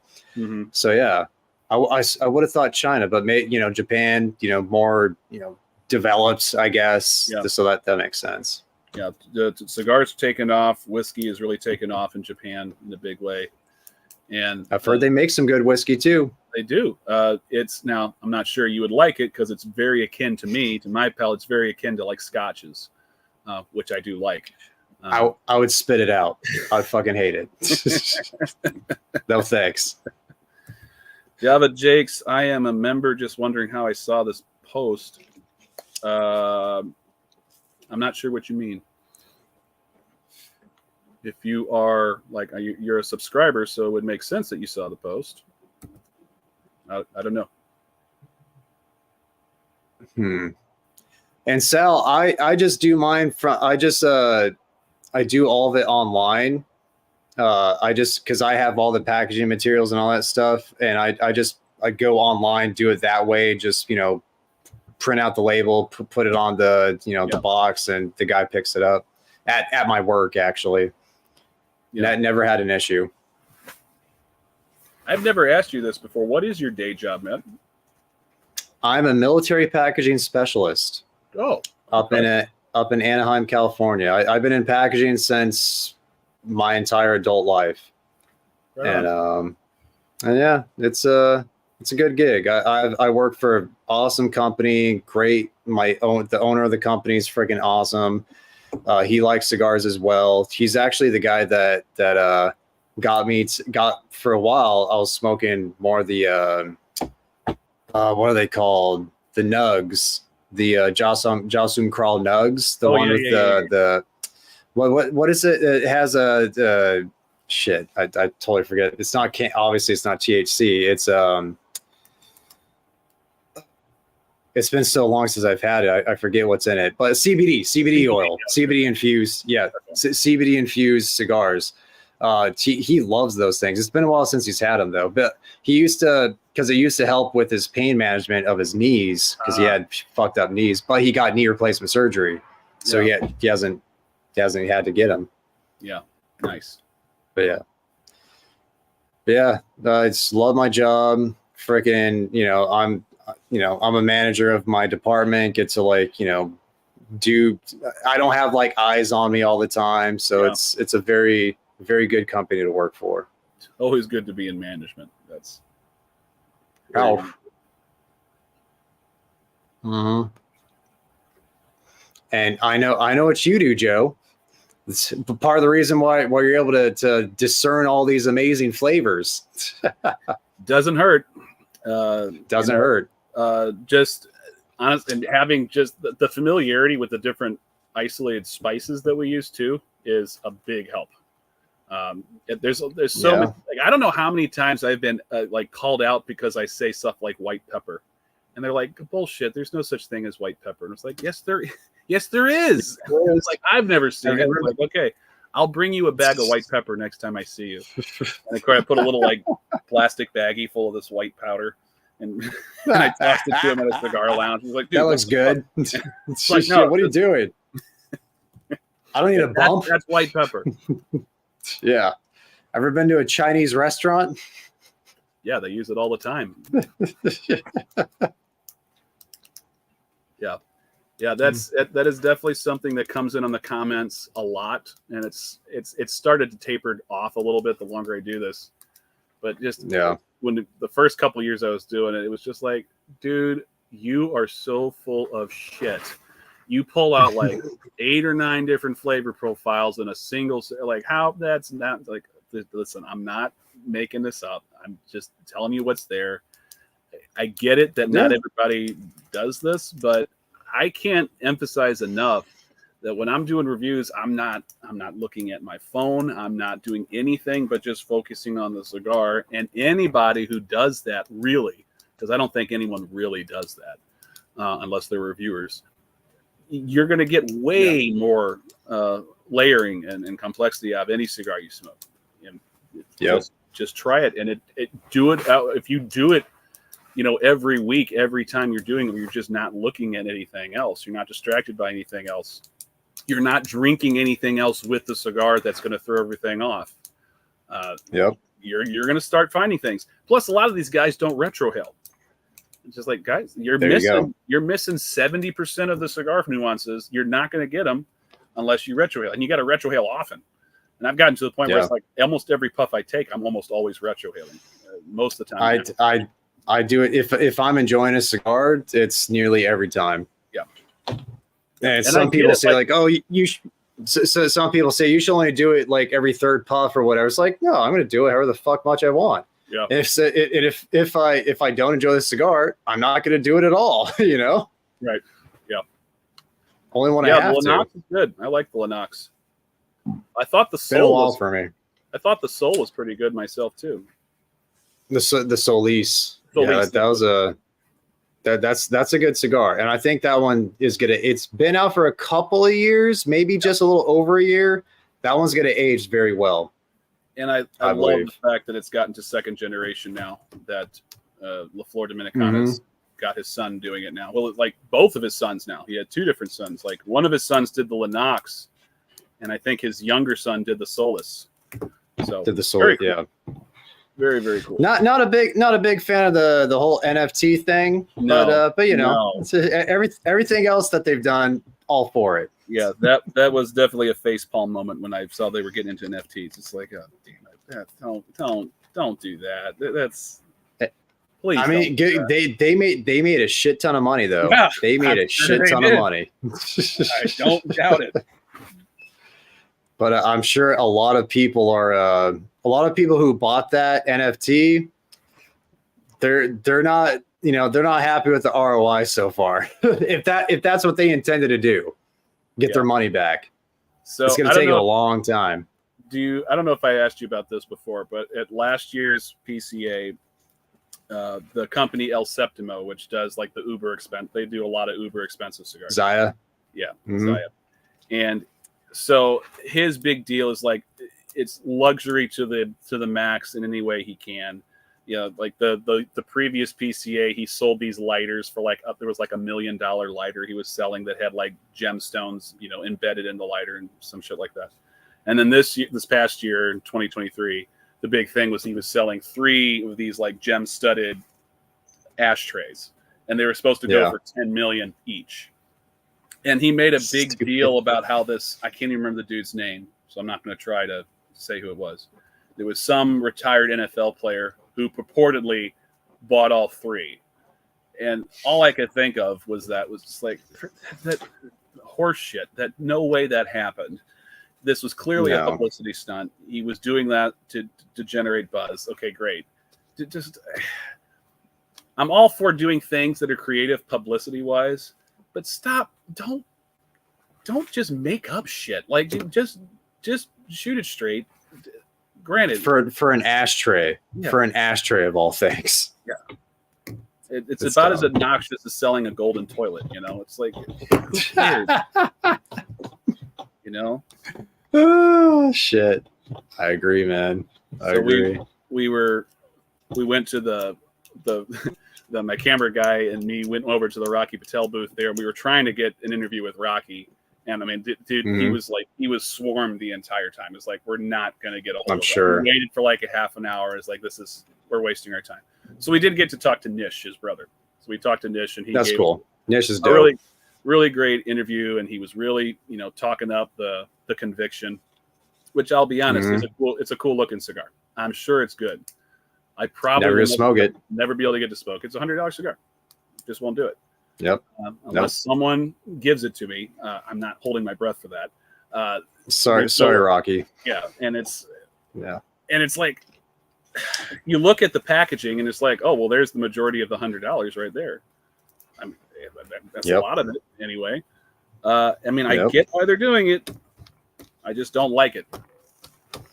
It's put the money in the tobacco.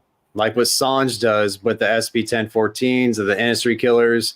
The fucking things have no bands, and they come in like, you know, cellophane bundles. Right. All the money is in the tobacco. That's what I want to see.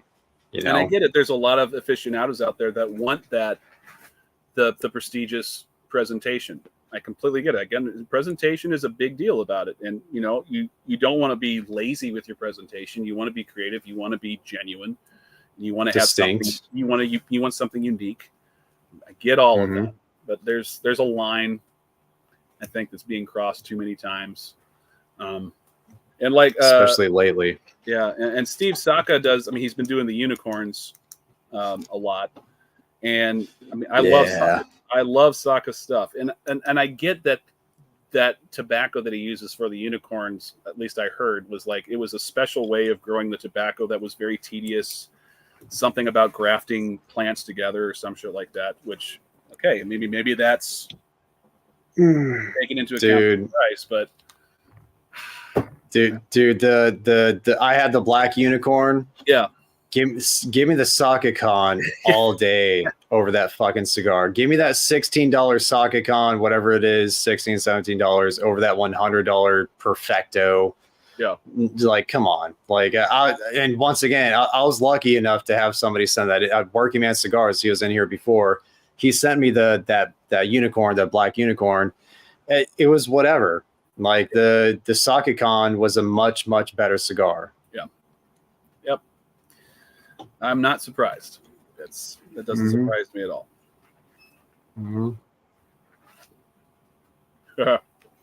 Sal has a good idea. Yeah, Sal, dude. Yeah, fucking anytime you want to send something to Keelan, like from here on out, just send it my way. I'll take care of it. Right. Sal sent me an insane bomb earlier this week. Fucking like an Opus Dubai, which is like from 2020. That's like an insanely expensive cigar. this Byron that has like the most elaborate tubo I've ever seen. That has like a humidification system in the tubo. Freaking insane stuff. So Sal, thank you again, man. That was an insane bomb. A Cohiba Year of the Rabbit Rothschild that I'm not a Cuban aficionado whatsoever, but that thing looks amazing. So yeah, the best big Cuban thanks to Sal. The best Cuban I ever had was you sent me a Ramon Ionis once upon a time. Man, I really like that cigar. That was easily the best Cuban I've ever had. Really like that. Really? That was probably the Superioris, the LCDH. Yes. It was a Corona Gorda. Yeah. Really like that cigar. Yeah. It's a really good smoke. Yeah. For sure. The best Cuban I've ever had was probably the Edmudantes. Yeah. Which is like essentially in Mexico, some copyright thing in Mexico where they can't have Montecristo there. So all the Montecristo or the Montecristo that they can have there is called the Edmudantes. Okay. And just literally smoking chocolate. Just an insanely sweet, creamy cigar. Yeah, the Mexican Monte. Amazing cigar. So Foundation just rebranded the Matapa to something else. Yes, Axum. So same cigar, it's just a different branding. Too bad. I wish they would have reblended it. Oh, you didn't like it? I've only had the Maduro, and I thought it was meh. It's like for one, like it was the same shape as the Olmec. Yeah. You know, very very similar Vitola. Mm-hmm. It just I was hoping for something similar to the Olmec, but it was weird, dude. It was like Joe, you have a more refined palate than I do. Maybe you can appreciate that cigar more than I did. I have a different palate. I don't know about Superior. I really enjoyed the cigar a lot myself. Did you have both? Did you have the Claro and Maduro? I haven't had the Claro, but I've had the Maduro. Okay. And I really did like the Maduro, but apparently the reason he had to rebrand was like Nicaragua has that's apparently a big no-no to do any sort of Nicaraguan heritage anything as far as artwork on stuff. They don't like that going out to other countries. Okay. For that reason. I'm a little bit worried about Nicaragua, the stability of that country, and if the shit hits the fan down there, it's going to suck. Because suck for everybody. Some of my favorite cigars come from Nicaragua, and if shit goes sideways down there, it's not going to be good. But so they had to rebrand it so that they wouldn't have the Jerry the King Lawler. King Lawler on the band. No more Jerry the King Lawler on the Matapa. That sucks. Yeah, well, they can't have any imagery. I bet you that really pissed off some Nicaraguans if anybody's watching down there. It's a weird rule, and it seems very counterproductive. It's like, wouldn't you want to like disseminate more Nicaraguan cultures to the world? Like, wouldn't it's similar, not the same thing, obviously, but kind of similar mindset to like, Islam and Muhammad. It's like, some people are just so sacred to them that they don't want them to be used for this kind of thing for like marketing and whatnot. Yeah. So I understand it. I don't espouse to that, but I understand it, Yeah, I guess that makes sense in one way, I guess. And in certain ways, yeah, sure. And then the what's it called, the other one they rebranded, and they also moved it from Tabsa to My Father. That's the Waiwense, and now it's just the Wise Man. Now it's just the Wise Man. That's right. Yeah, be interested. Which makes sense.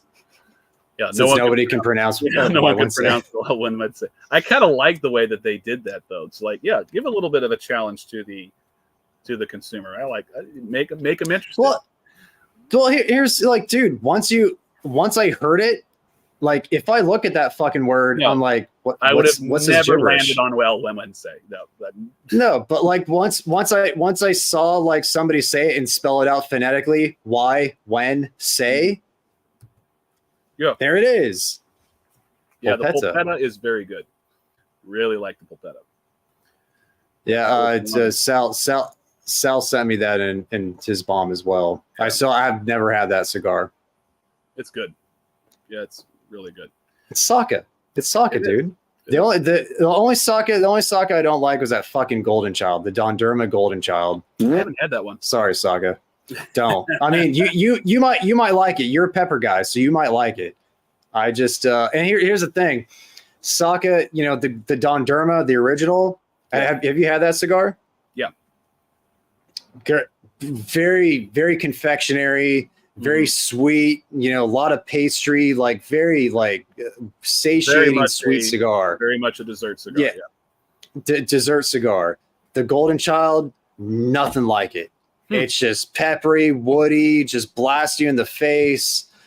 Like not a cigar for me. And then I think somebody told me like Saka was being interviewed. And he's like, I don't know why people would think that like this, that this cigar would be similar to the original Don Derma. It's like, I don't know, maybe because it's the same fucking name, just a different sub name like underneath it. It's like, sorry for thinking it might be similar, bro. I love you, Saka, but fuck, man, that one did not hit me. I have not had any experience with Juan Lopez. Is that a blender Cuban. or a brand? Cuban. Oh, it's a Cuban. So no, I have not. I believe. Yeah. I believe. Maybe I'm have a fucking great up. night, sir. Appreciate you tuning in. See you, dude. Stay warm up there in Canada. Whew. Man, don't even want to think about how cold it is up there. Yeah, it's getting close to that time for me to shut this thing down myself. It's getting pretty late, and I've got a pretty long day tomorrow, as actually you do too. You got a lot of driving. Yeah. Well, Matt, Yeah. Appreciate it again, brother. This is great. So happy you were able to join us. It was an awesome time. I thoroughly enjoyed myself. Dude, great time. 3.5 hours of fucking fun, bro. It was great time. And you got to give away a lot of great cigars and great coffee. Yeah. It was a blast. It was awesome. It was a blast, dude. Well, hopefully we'll be able to get to do this again. And at some point we got to do a live review of that Ron Mexico, see how that goes. It'll get clicks. It'll get clicks, dude. Our pallets will get the shits, but we'll get clicks. Right. I'll have to prepare myself, but I'll do it. All right, man. Turpentine.